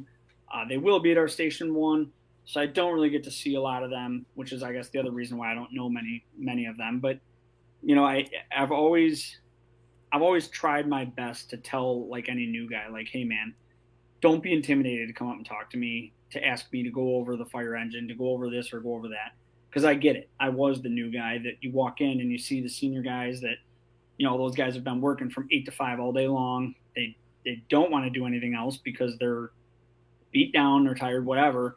Hey, can you come out here and pull a crosslet with me? Most of them are like, no, call us on Saturday. We'll do it on Saturday with you, because Saturday was a full work day, whereas now it's not. But, I try to tell any of them, like, look, you want to do it, we'll do it. I mean, if it's a day where we're running all day long and I've had no time and no rest and we're all just beat, like I may be like, can we do something else today? And we'll do it on, come in on Saturday, come in on Sunday. I'll do it with you. We'll pull a hose. I got no problem doing it. But I always try to tell them, like, look, come to me, ask me the questions. I enjoyed teaching. Like I said, I enjoyed when we had the Quad 2 Academy. Chief Garrison, right before he left Lake Forest, was in the process of getting me into Gateway to teach up in Wisconsin. And I was so excited because I was like, this is going to be awesome, getting into college to teach. And then he left Lake Forest, he went up to Sun Prairie. So, like, that kind of went away. I was like, dang it, but I don't know. I enjoy the teaching side of things probably more than anything else. I don't know. It's something to me, and I know you kind of touched on it. I'm not bagging on NIPSTA. I'm not putting them down by any means, but I don't fully understand like the whole military-esque side of it. I do understand some of it. I do believe officers need to be addressed by sir and, their rank. I think you need plenty of time on before you can just start calling Charlie. And Charlie will be the first one to tell you, my name's not Lou, it's Charlie. But when we go out on a call, when we're in the public, he's still lieutenant. I will never address him as Charlie. Same thing as my battalion chief. In the station, I can call him Eric, but I'm not going to call him Eric out on the street. So there I do understand, the military side of things. But, when I was doing the SRT stuff down there, I'm like watching them, and they're like running and chanting and hollering. And I'm like, I get it, but I don't get it, and I don't know, maybe that's just not my method or way of teaching. If it were my academy, I don't think I would go that route. I mean, I definitely think, addressing people by their rank and sir and stuff like that is 100% what needs to be done. And I mean, I watch guys come in and they'll be like, hey, where's Charlie at? And I'm like, oh, like, that's not Charlie. It's Lieutenant Mitchell, and yeah, I don't know, I guess that's kind of my take on it all. I think that's, I try to express to them that I'm there to help them if they want it, but they have to ask me. I'll ask them, and I'm not going to pester them on it. I'm not going to keep going over and over, because if I ask you once, hey, do you know how to do this? Yep, cool. I sure hope you know how to do that. I had a guy that was sitting in the recliner. He's a brand new guy. I'm like, and he didn't do his vehicle checks yet. I'm like, hey, you know where everything is on the engine? Yeah, I'm like 70% sure. I'm like, how about the ambulance? I'm like 80% sure. Finally, somebody else in the room's like, that means go check the rig. Like, you don't know where everything is. You're brand new. Like, you need to know, and it's not time to be sitting down right now. One, you need to be doing a vehicle check, but two, you really need to know where everything is. Now's not, the call is not the time to learn where everything is. And like, it's exactly right. Don't be a brand new guy and not know where anything is sitting in the recliner. That is a problem to me. You need to know where everything is. And I'm not talking like the small stuff that we never ever use. And the legit stuff. Yeah. I don't care when somebody throws the curveball of where's the cellar nozzle. Well, tell me the last time you used a cellar nozzle. Why is that even I'll on there tell you anymore, where it's at. Right? Yeah, exactly. Yeah. You tell me the last time that thing was used, and I'll tell you where it's at. Yeah. Otherwise, I don't know where that's at. The legit stuff. I get it. That's exactly what we all do. Well, where's the Jawa key? The Jawa key? Can't tell you how many of us don't even know how to use the Jawa key, let alone where it's at. That is the whole thing. I forgot about. I can tell you where it is. Yeah. Mine's the puke bucket thing, or whatever they are now, the little bags in the ambulance. You don't know where that is? Like that? That's probably the most important one. Everyone needs to know where that thing is. Yeah. I do got an audience there's question. anything you need to know, that's the one. Right? I don't want, whatever. We can figure everything else out, but just, come on. Like, try to not let me get puked on. So, Dan Frank's got a question. He says, or at least a general a topic. He says, what's your 2 cents on where to land on a scale as to guiding new people? So 1 to 10. 1's gentle guiding hand, and 10's a drill sergeant. So if you were to give it a number rating, it's a good question. It is. I mean, I'd probably say I'm more of like a 6. I mean, I'm not going to hold your hand, but I also, like I said, I don't think the whole drill sergeant thing, and that's just me, I guess. I get it. I mean, there are some outstanding firemen that come out of NIPSTA. I've seen some. I've worked with some So again, I'm not bashing on NIPSTA, not bashing on the Quad 2 class, anything like that, saying that's the class. But I do think if I probably around a 6, hey, I'm here to help you, but I will still correct you, but I'm not gonna make you get down and give you 20 push-ups at the same time because you screwed up. Yeah. Let's go over what we screwed up. How did we screw it up? Why did we screw it up? Go over that. I we had a guy once. This was years ago. He came back and he goes, "Hey, when we're tagging a hydrant, do we flush it?" And I was like, "We flush it?" And he just came back from class, and I'm like, "Well, yeah, we flush it." I said, "We have to flush it." I said, "One, we have no idea what's in there." I said, "It could be full of rocks. It could be full of who knows what." We've seen some crazy stuff come out of hydrants, but I'm like, "Yeah, we always flush the hydrant before we hook up." And he goes, "Oh, okay," because the instructor said if he ever catches me flushing a hydrant, he's going to put a pick head through my toe or something like that. I'm like, "What?" I'm like, "Well, if I ever catch you not flushing it, I'm going to do it." I go, "Think about it." I said, if we don't flush it, we hook up right away, to our steamer port, and a giant wad of rocks come out. I said those rocks are going to go into the engine if they make it past the screen. Most of them have a screen either on Yeah. the front, the side steamer, wherever we're going into. But I said that makes it into the pump. It gets into the impellers. I said it could destroy the whole pump. I said, now what happens to the guys that are inside? If there's anybody inside, they're screwed. He goes, "Well, he said we don't flush it because it wastes time." I'm like, tell that to the guys that are on the end of the hose line that now have no water or a pump to even give them water. So I said, no. I said, we will always do it. And it's tough because I go, and I tell this to even like our medic students and stuff like that. I said, you kind of have to do things however that school wants you to do it. So if that's your instructor signing you off on tagging a hydrant, if he says not to do it and it's not on his checkbox to mark you off, I said, then I guess you don't do it. But I said, we will always flush a hydrant. But I said, you learn what you need to learn there. We're going to come back here. We'll teach you our way of doing it, and we'll move on. So yeah. So that's kind of where I'm at with that. That's kind of how I look at instructing, and I don't think yelling in somebody's face in a training is the right way of going about it, unless it's like a super big safety issue. I guess, hey, we need to stop, and you got to get in their face to stop them or whatever. But I don't think I've ever had something like that. Everybody knows what they're doing. And that's where it's tough when I teach down in Wakanda. It's like, what the hell am I can't teach you. You know what you're doing. I mean, I can give you tips and tricks on like different ways of doing it, but you're a fireman. You know how to pull a hose, go put the fire out. I don't need to tell you to pull the hose and, go in and check, and you know what you're doing. Yeah. Like, so there it's, I guess for me, I'd rather teach new candidates than teach firemen that are already firemen. Those are tough because I don't need you telling me what to do in there. Like, I know what I'm doing. Give me new tricks and tips and all that. Absolutely. I'll be more than happy to take that. To this day, I still learn stuff when I go down there.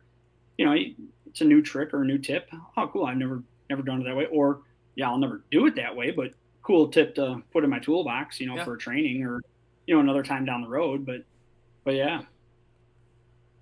How far do you think the gap is between the book and the street?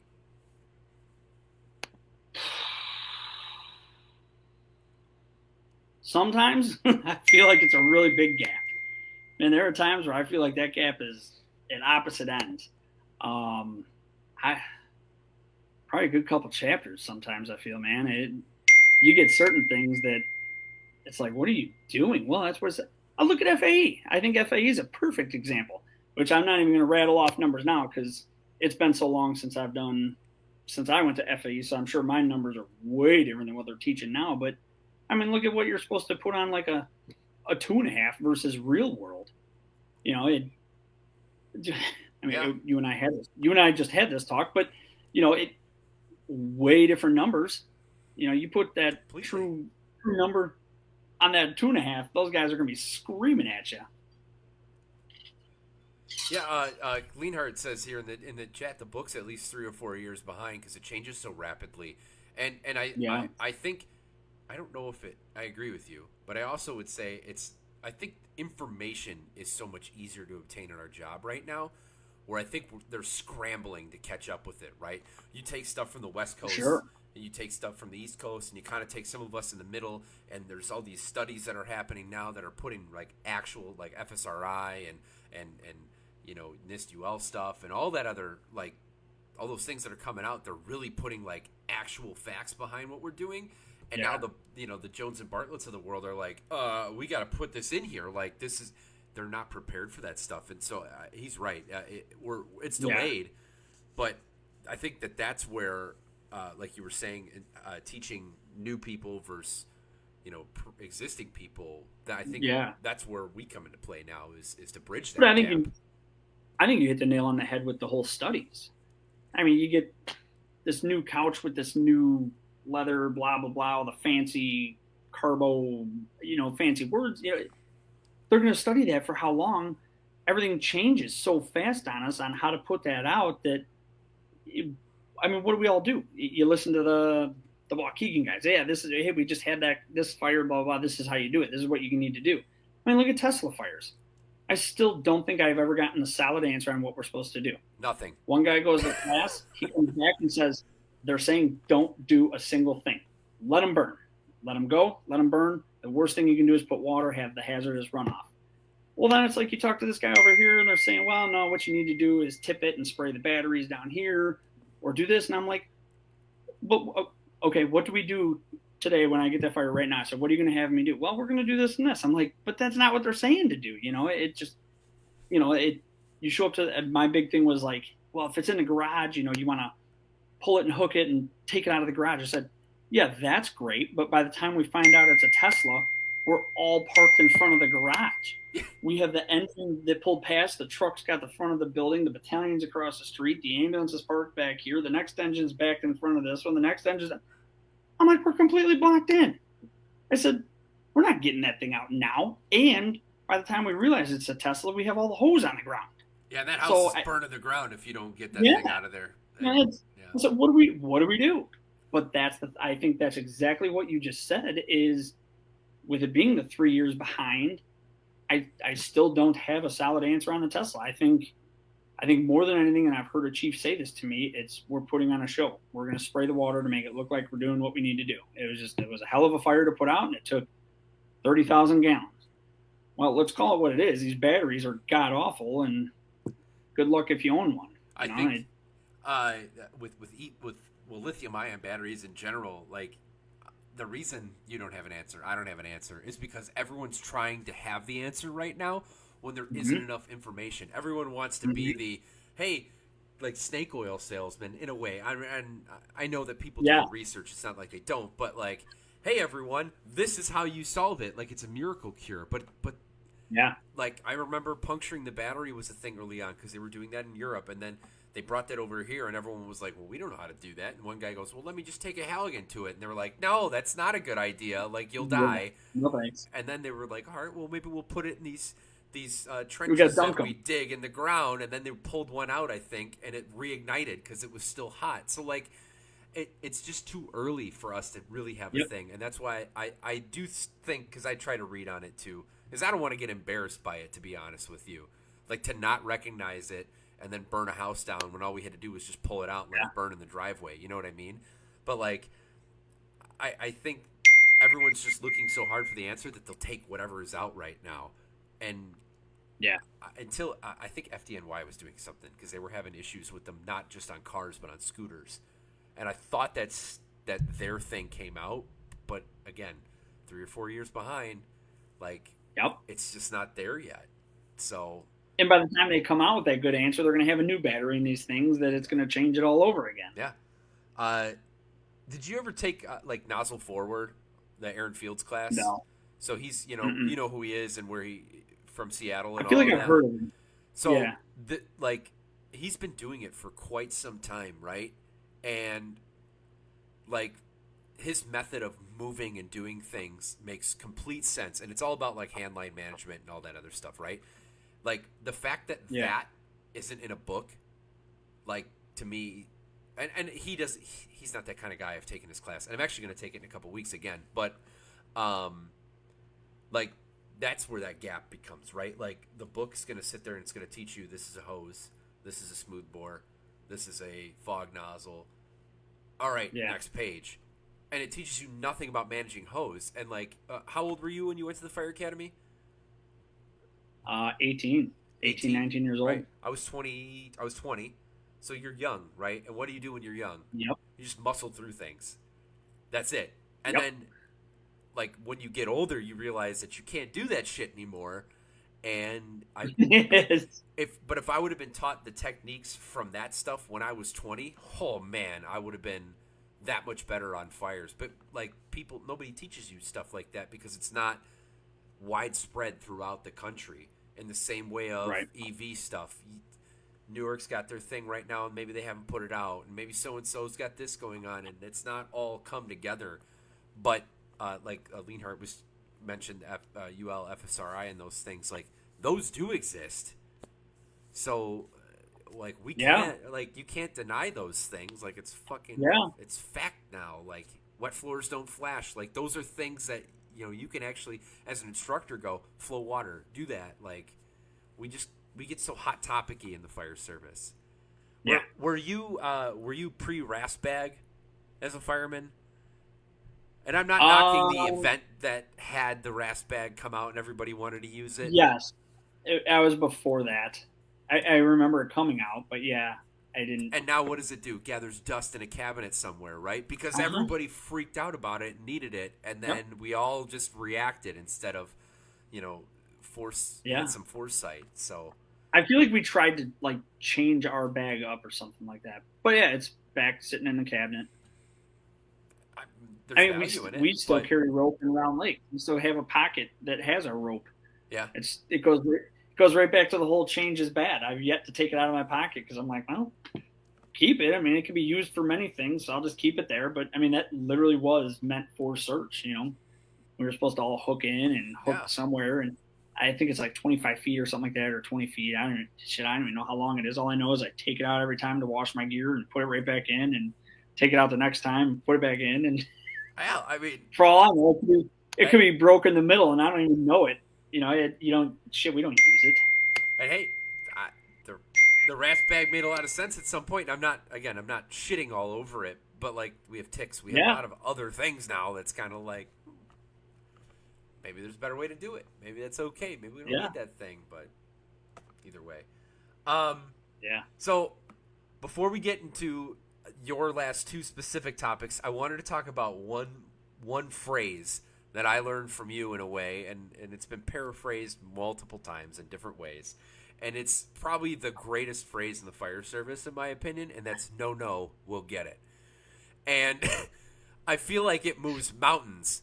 And I don't know where that kind of came from in you, but I've coined it as the Wells theory, and I've actually taught other people this from learning it, and I've doctored it up so it's not so mean anymore because it sounded harsh the way I first phrased it. But basically, like, you had a way about you where if someone was not doing what they were supposed to, like you should feel like crap for that, right? Like if everyone else is out there mopping the floor and you're not, like you should kind of feel bad.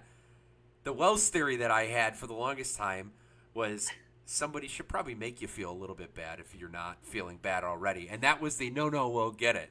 So it's just. We'll take care of it. There you are. I got you. I lost you for a second there. Oh, sorry. So elaborate on that. It's the subtle hint. It goes back to the guy sitting in the chair of do you know where everything is? Yeah, I'm 70% sure. Well, you need to be 100% sure. So take the 30% and get back out there and make sure you're 100%. I guess I was raised that I can't watch somebody do it. I'll go do it. And to me, it's easier just to say, forget it. I'll just go do it. But I guess now the older I get and the wiser I get, it's, I'll drop those subtle hints to people of, hey, everybody's out there watching the rig while you're in here watching TV, watching Rachel Ray. You want to go help, or are you just going to stay here and you're going to cook this meal tonight? I guess it was my way of subtle hints of telling somebody you need to do it without bullying them, saying, hey, get your ass out there and fucking wash the rigs. That's what I'm saying. It was the perfect balance of, like, and I'd been on the receiving end of that. Not a lot. Like, I like to say that I wasn't terrible, but there were moments where, everybody needs a little whack in the head, Yeah. and I remember Shit, I feeling need a that whack way. in the head. Everyone does, right? Yeah. Yeah. But I'm not like, gonna say I'm perfect. I'm not perfect. just immediate. No, we'll get it. Immediate. Yeah. Shit. You know what really drives me nuts, and I will say comments like that, is when we're at a fire and I'm watching the new guy standing. We're in Fox Lake, we're at their fire, and I'm watching their chief, their battalion chief, or their lieutenant roll hose, or one of our chiefs roll hose, and you watch the new guy just stand there. Oh my god, I don't know if it's the no we'll get it comment there. It's probably not quite as nice there. Might be a little more. That man, it just I will like. I mean, I'll end up walking in and taking it from the chief or something like that. And he'll be like, "What are you doing?" I'm like, "Get out of here! Like, what are you doing? Yeah. Go away!" And and it helps too that I have so much respect for a lot of those chiefs in Fox Lake, and I love working with those guys. Chief Lesher. I mean, I'm so happy that he got that chief spot over there. But like, I watch him try to roll hose, and I'm like, "What are you doing? Get out of here! You're the chief. Go sit in your air conditioned car." So yeah. But yeah, it's the subtle way of telling somebody to go do what they need to do. A little bit, right? Because most people feel like, oh crap, man. They hear like the hose running, they're like, oh shit, they're out there. I'll go out there. And help. Like if we all get distracted with stuff. But yeah, I remember that, and I've learned how to maybe tweak it a little bit, so it's not quite so harsh, but still like. Oh yeah. Everybody should have that mastered. Everyone should have that little department that should have that mastered down, right? And tell somebody, hey man, you may want to go do this. Because like the other way of that is, hey dickhead, like, and that usually that's HR. That one doesn't go over so well. That's going into the office probably, especially nowadays. But that one doesn't work quite as well as the no, we'll get it over here. No, go ahead, you finish your oatmeal. That's fine. Yeah. I do love that. It is like one of my favorite things. Like somebody just said, no, don't worry, we got it. Just lift your feet while we mop under you. Keep scrolling through TikTok. That's fine. Yeah, no, just look at your phone a little more. That's so. The last, well, not the last, but before we get into those closing questions, wanted to talk about fitness program, wellness, and then and kind of how that's happened for you and what you've had over there. Yeah, so we put together a program over by us where we have trainers right from a gym right here in the town that I'm in Spring Grove from, I was going to call it Your World. It's not Your World anymore. It's Northbound Fitness. So Jimmy, he's the owner over there. So it's him, Ashley and Patrick are the other two trainers, but we get them to come to our station. So they'll come out like a full week one, so station one, they'll hit red, gold, black, come out to station two, hit red, gold, black, and then station three, red, gold, black. So they'll work out with us for a while. They do like, it's more like functional movements, like everyday stuff, and I was just talking with Ashley the other day, and she said she wants to start doing stuff with like us in gear, put the gear on and do more things. And I don't know, it's kind of something that I've really, I guess I'm taking more to heart. I'm taking more on, more interest in, I guess I could say, is our health. And that's probably because of our chief. I mean, Chief Formica, if you ever listen to him at a swearing in, a retirement, anytime we all get together, he'll sit there and like the thing that he says, and this is probably word for word because I've heard it so many times, is I want all the people here to work a full 20 to 30 years, whatever they want to do, and live for another 20 to 30 years after, not die 2 years after they retire.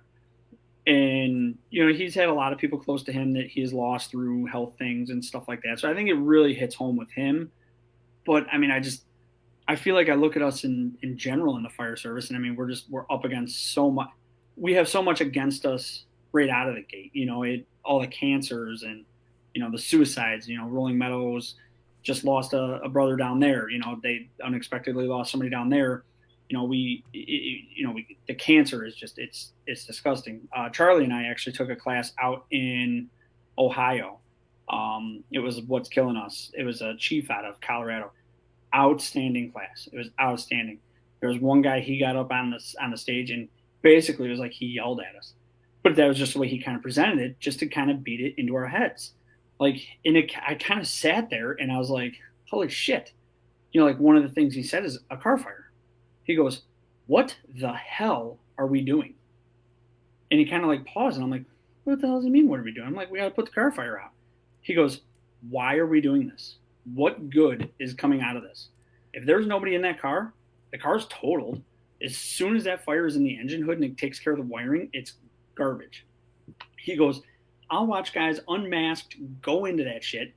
I mean, he's yelling at us and he's rattling off everything that's giving you cancer. And you're kind of sitting there going, holy hell, like, what are we doing? He goes, how many times, like the other one that really was like the aha moment. He goes, how many times do we go into the fire alarm where they call back and say it's a cooking fire? He goes, and we all walk in unmasked. And he goes, that cast iron pan is sitting there off gassing, smoking away. He's like, you know what you're breathing in there? And he rattles it all off. And I'm like, holy cow. Like, I guess you look at it, most people are probably lucky if they have their bunker pants on going in when the family's just telling you it's cooking smoke. Nobody's packing up. Nobody's wearing any of that. But anyway, I'm getting off subject here. That class was outstanding. But kind of ever since then, I kind of started to take in this thing like, I want to see us all healthy. I mean, I'm not going up on stage by any means. I'm no model of health, but I try to work out. I try to make sure I can do the job. To me, that's the biggest thing is I think we should all be able to do the job. What's that one saying you see all the time by fit to fire? Yeah, fit to Like, fight fire. would you want you saving yourself? Like, I keep wanting to get that sticker and put it in our weight room. I mean, shit, I'd love to have that all over our station, but like, that's a true thing to me. Like, would you want you saving you, like your family? And I'm like, shit, man, I feel I'm okay. Yes, I think I would want me saving my family, but it's just, so yeah. So we're doing this health program there, and actually we're trying to come up with other ideas to do more things. There's a handful of guys that have taken this on, and they're actually starting to do like one-on-one personal training sessions with her. She's giving them like meal plans, like food ideas. They have their own workout programs with her that they follow, and it's all part of the program through the district. So I'm very thankful that our district is like taking this on and is doing it. I'd love to see this go elsewhere. I've told her, I said, honestly, her and Jimmy, the guy that owns the gym, I said, man, I see this could blow up, in my opinion. If all these departments in the area could do something like this for their guys, I'm like, this could be a Monday through Friday job for the three of you guys every single day going to each fire department. And that's kind of what we're talking about now is like, we're talking, her and I said, we need to, go talk to the chief about this, but doing more. If I had my way and the budget was endless, I'd be there every single day. We're on shift and we'd be doing a workout with them every single day. And it's nice too, because like the battalion, like our shift, the way our shifts will work is if it's station 2's turn, station 1 and station 3 will cover those calls while they're, working out. Obviously, if it's a legit call, fire, stuff like that, we're gone. And, that's happened a handful of times where if we remember, we'll text one of them, like whoever's coming in, like, hey, we're at a fire, it's not going to happen today, and then they don't drive in. Or they'll text like, hey, what's going on? And we're on our way back, don't leave. But the chief we've given them the codes to get in. So basically it's like they're like one of us. They come in, we work out, and it's just, I've heard more positive than I have negative. I would say I feel we're about 80% positive. I really haven't heard much on the negative side, which is, I think it's great. I hope it works. I hope it changes people. I mean, I can see some of the guys I work with are losing weight and they're really embracing it and they're taking it on, which is awesome. Because, man, when I first started this, I'm like, this is going to go one of two ways. It's people are either going to love it or they're going to hate me. And, I feel everybody there seems to really like it. So, I'm hoping to, kind of talk to our guys, see if, if we want to tweak anything, change it, add more, whatever they think. And it's not mandatory, so not everybody has to do it. So if I guess you don't feel like working out that day, you don't work out, and they don't care, they still got, 5, 4, 3, whatever guys they got there, still doing it. And so, yeah, so we'll see. I'm hoping I'm hoping it goes. I had a couple of people reach out, from other departments asking about it, and I don't know if it went anywhere, but I mean, I'd love to see it go somewhere. I mean, Yeah. I think it has so much value behind it that I guess it's kind of what's making it me a little more passion, putting more passion into this to make sure that it does work. I'd love to see. I mean, shit, I'd love to see everybody there in top notch health. It's just, but I know we're not. It calls and shit. I remember I was working out with the one trainer and we're talking about meals, and he's like, "Well, what do you do for dinner?" I'm like, "Well, we generally try to cook or they do this and this," but I go, we catch calls. You start running calls all day. You don't get to the store. You run calls all the way up till dinner. Now it's 7:30, 8 o'clock. I said, "What do we do? What's the fastest thing you can order to eat food?" And for us, it's either Mexican food or Chinese food. It's done in like 10 minutes. You order it, you eat it, you scarf it down, and off you go. He's like, "Well, maybe you could, just if you're gonna do that, order like a fajita." I'm like, "A fajita? That meal's like $30." Like, no, man, I'm just gonna get the burrito. I don't want to delay this process. So but I get it. Change the way we eat and stuff like that. She'll be more than happy to put that on for us. So I'd like to have her come in and kind of talk about that. But we're all adults. We know what we should be eating and not eating. You know, but yeah, so it's kind of where we're at with that. So I'm hoping we can make it bigger. I'm really hoping that other departments kind of reach out and they take it on because, like I said, man, I think it's got so much benefit behind it that and value there, and she truly is. I don't want to say not doing anything at like the gym, but I mean, I think if she had her way, she would take this on and run with it.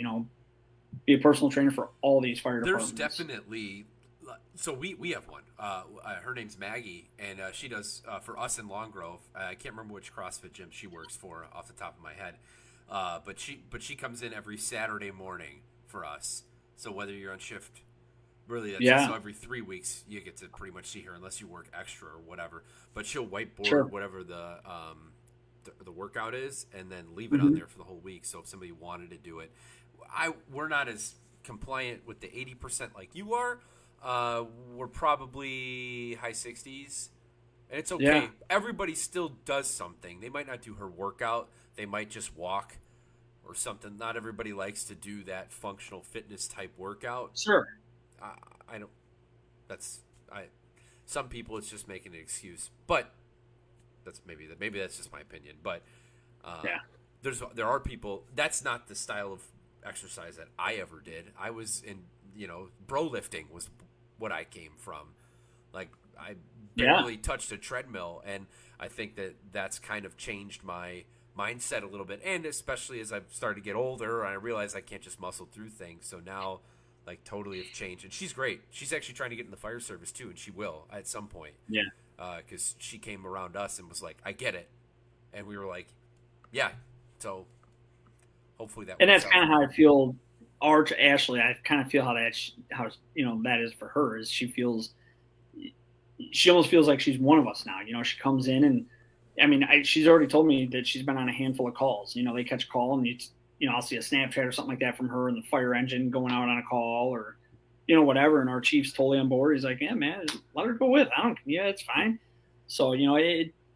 I mean, she says she loves coming into the station and just talking with the guys, and she'll sit there and have coffee, wait for us to come back, and then we'll do our workout. And I think if she can be there longer, and that's one of the things we talked about was hey, maybe we could set something up that she's there every single Monday, and you basically want a one-on-one. Go to station 2 on Monday, and she'll train you for an hour. And I think she would do your workout plan different from mine, and you could set it up however you want. I mean, she's open minded to it all, and yeah.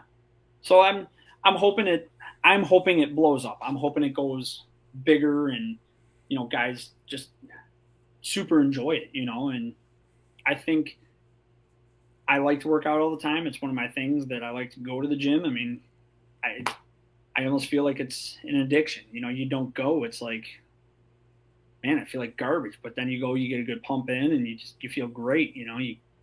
I don't know. So I'm hoping you keep doing this, with all the people. That's kind of what happens. Is it kind of triggers them, and releases all the good feelings that come along with working out. So yeah, so that's where we're at with that. That's what we're doing. I'm hoping to make it bigger. So I guess Yeah, if anybody else has anything, feel free to reach out to me. It's they're open to it. So that's I'm great. sure Yeah, we can do something. Yeah. So yeah. yeah, And I do also think the what it works that you're doing it together as a shift. I really yeah, think there's value in that. Like, there's people that you'll kind of start to see some of the guys like poo poo and joke about eating a bunch of donuts, but then you'll get like a group of like three people that are into it, and that overtakes it, and then people kind of want to join that club because you're having fun, you're high fiving, and like, hey, yeah, come on, let's keep going, guys. Like, yeah. We're doing it trying. We're together trying is to. great. We're trying to come up with something, and the chief is. I mean, he's 100% behind me. He's already told me like, let's do this. Like, we're trying to think of like a competition, and I mean, I don't want to call it like the biggest loser or something like that. Whoever loses the most weight. But we're trying to think of something like whoever puts in the most amount of hours in a week working out. He said, we could start small. Let's do this, and we can knock off early one day. And I don't know. We're trying to. So I'm talking with her. I'm like, let's come up with something. I don't want to just.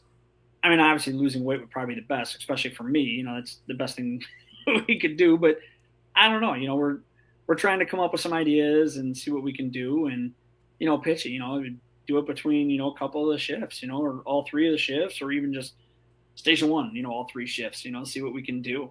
And I feel it's been very well embraced, and I'm very happy that most of the guys are behind it. I really don't know of many that aren't behind it, and it's good. It's awesome. So yeah, Yeah, that's great. No, that's awesome. That's any victory in that realm yeah, is something you got to be happy about.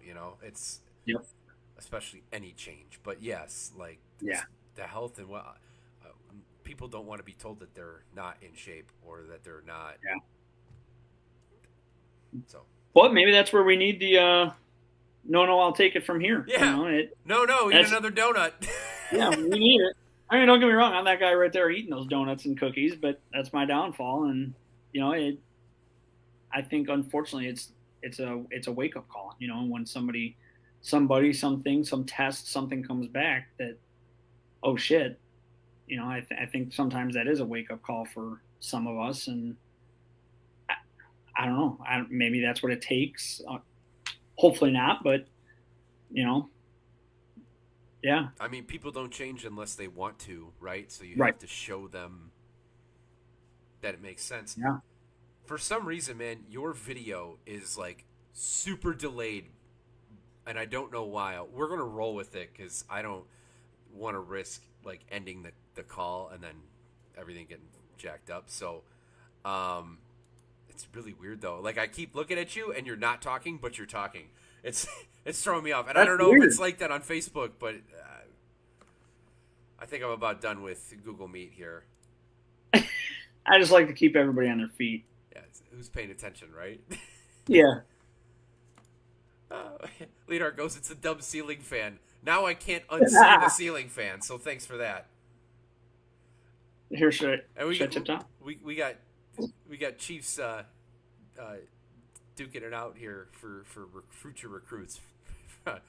Coke Fair and Lighting both are looking for your fitness people to come work in their area. So, Well, tell Coke Fair his guys reached out to me. Nothing ever happened then, oh, but no, for sure, I can either give you my contact info or whatever. I'll be more than happy to talk with those guys. I'll be more than happy to bring the trainers to both departments. They'll do it. They're open to it. So, yeah, however, I know Chief Coker has my contact info or knows how to get a hold of me and share it out there or wherever. I don't care. yeah. All right. We touched on our brother from Rolling Meadows and that and mental health. Was there any? Yeah, And I know that that's that's fresh, and there's not a lot of information in regards to that. But if you wanted to kind of talk about mental health, I know. Yeah, I know you and I had talked about that before, way before this. We're actually, I shouldn't say we, the chief of Round Lake. We have a building just down the road from us that they just got the funding through Lake County for like a mental health facility for I think it was first responders, law enforcement, and military, I believe. So I guess they're meeting with an architect. They're gonna look at go in, go in, like make rooms or what. I don't really even know yet. It's that early on in the stages, but I know the whole mental health thing is something huge for our chief to get for us. And I mean, it. Anybody else that's on there, I heard some names that you said there that have been in the fire service for a while. We all have that persona that it's not going to affect me and it doesn't bother me. And I mean, I've talked to a handful of guys. That class that I was telling you about out in Ohio, that's exactly what it was. The one guy was going, everything was fine, fine, fine, and then bam, it snapped, and something happened with him that triggered him, and he spiraled out of control. He told the whole story to us, and I mean, it was just like, holy cow. So it's I put that up there with physical fitness for me, that it's near and dear that, God forbid it ever happens. I mean, it happened real close to us, right next door in Grays Lake. And unfortunately, I think it's just one of those things that it's going to happen to all of us, whether we like it or not. And, if those tools are there, those facilities are there to help us, I don't know, it's tough because it seems like the people that you do talk to that were talking to those people never really saw a sign, or maybe they did, or did they miss something? And it's, sometimes it's too late to help them out and send them the right way. But they're looking at opening up this facility right down the road from us, and hopefully it helps anybody that needs it.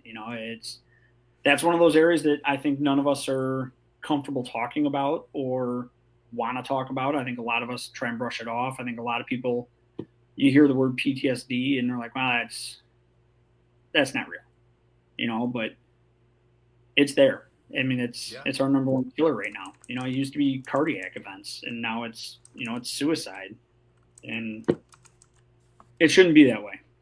But I sometimes, unfortunately, think this job does that to a lot of guys.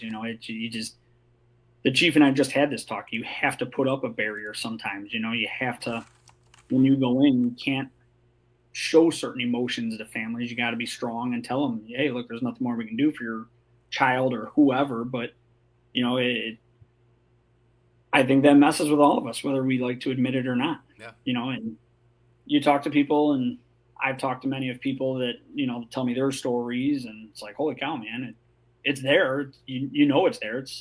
To me, it's almost like it's a silent killer. You don't know until it's too late. Yeah. So I wanted to bring two things to your attention, if you weren't aware of them, and even to pass that on in the direction of your chief, who's spearheading this whole thing. Next Rung, they're an organization that's firefighter driven, that's peer support. I know Illinois has Illinois. I believe it's Illinois Peer Support Network. I think is the name of that. But Next Rung's nationwide. And it's firefighters talking to firefighters, so it's not always necessarily like a clinician. And that's entirely volunteer. And then, do you know who Rick George is? Have you ever heard of him before? I don't know if I have. So when we wrap, I'll send you stuff about him. And anyone listening, if you haven't heard Rick George speak about mental health and what his story is, I'm not going to say it because it's too much, and I butcher it. I'm not him. You know what I mean? But it's powerful. And he's been on the Weekly Scrap. He's been on Fit to Fight Fire, I believe. He's been on a couple other podcasts. And he wrote a book on resiliency training in the fire service with Gillespie and a couple other guys. And some of that was more on breathing techniques and that kind of stuff. But Rick George is somebody else. I mean, it's incredible, his story and what he does for firefighter mental health. Definitely, if you don't know who he is, you should look him up. And after we wrap, I'll because I bet he would want to get involved in any way with what you guys are doing. I'm not sure who our chief is getting, who it's all with. I know when I was there, in the union president spot, I was working with him, bringing in the AFFI, helping out. Art Thompson was I think trying to guide him and help him out, or he was trying to get their help on stuff. And so I know kind of everybody was working together on that. And, yeah, I'm sure any names, any help would be great. Like I said, I don't know who he's working with or who Yeah. the group is. I'm sure it's more than just him doing it, but yeah, Yeah. for sure. I mean, this guy's something else. I met him at FDIC this year, and some of the things as becoming a new father, I've struggled with learning different things in terms of like patience and trying to figure those things out, which I think a lot of Mhm. us struggle with, right? And Oh, some of yeah. the things that I read from him, some of the things that he kind of talked about offloading before you come home, before when your shift's done. And I walked up to him and it said, "Hey, like I appreciate what you've done and what you've given."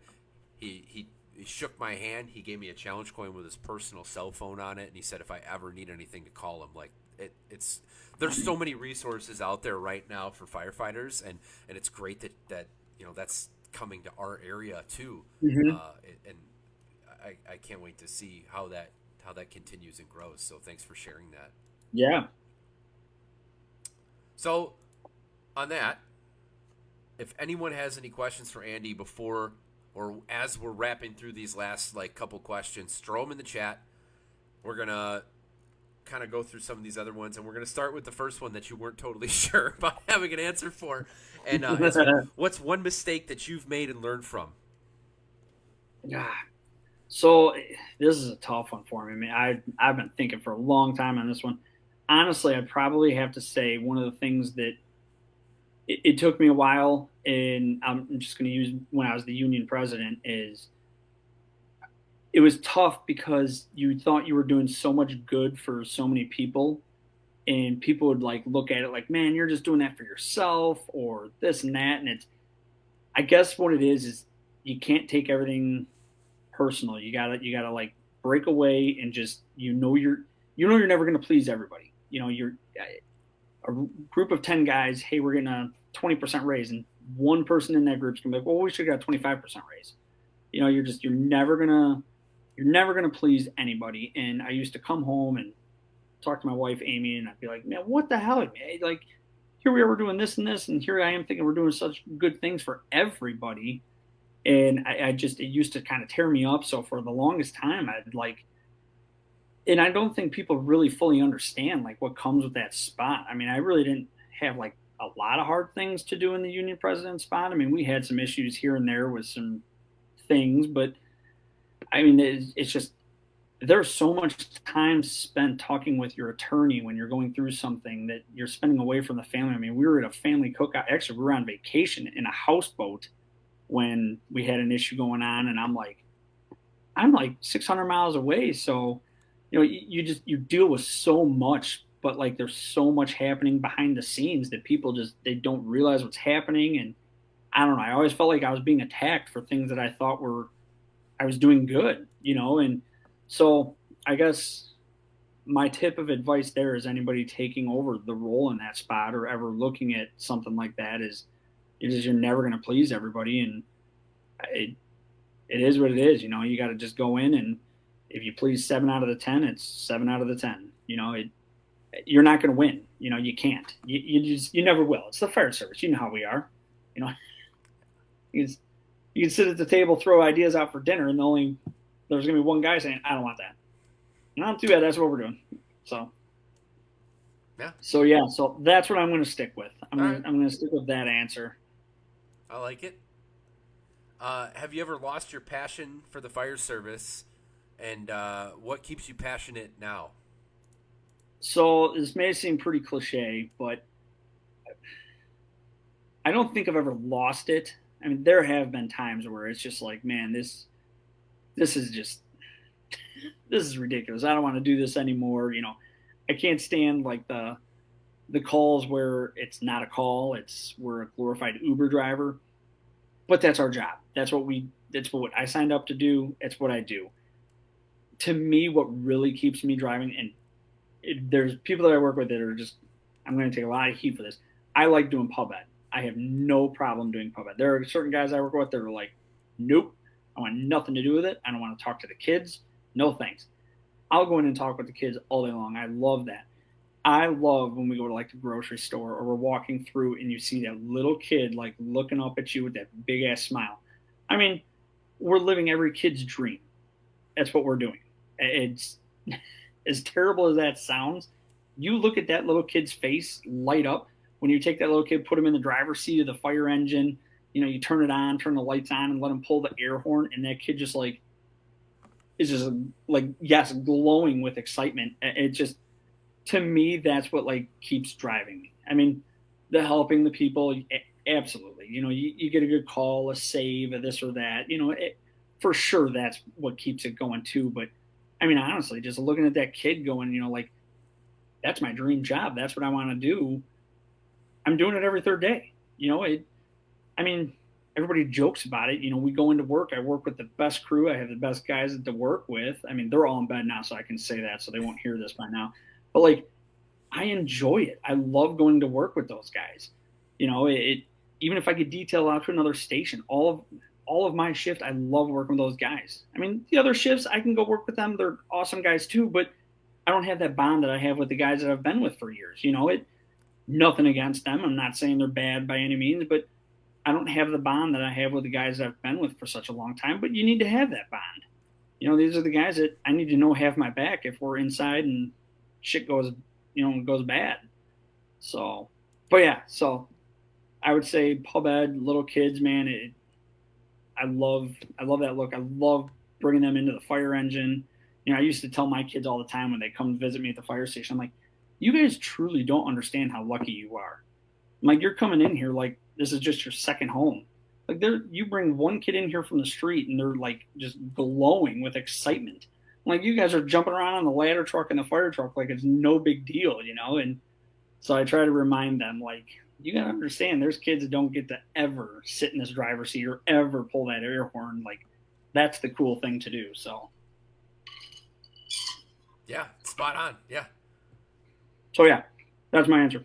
I like it. If you wanted to give someone a sense of how the fire service or how fire service culture should work by meeting one person, alive or dead, who would it be? One guy is going to show the random person that knows nothing about the fire service or the new guy what it's supposed to be. Who you sending them to? It's probably the guy that I said earlier that did that to me. It was Cook. You know, that guy knows the service, knows the history of the fire service, trains, teaches. Maybe not anymore. He's management now, so maybe he's moved on from that. But all kidding aside, I absolutely loved working in Antioch with him. His trainings, he was always an outstanding. He was out. I have nothing but good things to say about Cook. So I'm sending him off to Cook. He's going to teach him the ways. Right. And that's what he's doing up in Antioch. All right. I like it. What is your favorite fire service tradition? Probably the sitting around the table after dinner solving all the world's problems. Kind of like what we're doing here. Sitting there solving all the problems, figuring out how we're going to do a county fire department, staffed engines, when we're going to get dessert in, what we're doing this weekend, what everybody's family's doing, just sitting around that table. There are so many memories. I can't tell you how many times I have laughed so hard just sitting at that table. To me, that's where, and I always joke with all the guys because what do we all do? And I'm guilty of it too. We're all sitting at that table after dinner and we go like this. We pull our phone out and I start looking at it and I always look at them and I go, excuse me, it's family time. Put it away. So it's a joke, but like I'm like, hey, it's family time. We're talking here. To me, that tradition of sitting there, I love that. It was like we can't really do it. Our station 2 is sitting on the front apron. I mean, we can go sit on our front apron, but like there's not much that happens in downtown Brown Lake at the end of the night at Station 1. But Station 2, man, it is like I-94. It doesn't matter what time. It could be 2 in the morning, midnight, 10. It is the busiest time, like up and down that road, the people walking by, just sitting out there. If I was at Station 2, that would be my favorite thing there. Yeah. So, yeah. Time with the guys. Yeah, that's right. That's it. Yeah. No other job like it. No, there's not. Which, man, I guess I'm good at these segues. So then, what would you say? Is that the best part of the job? What's the best part of the job to you?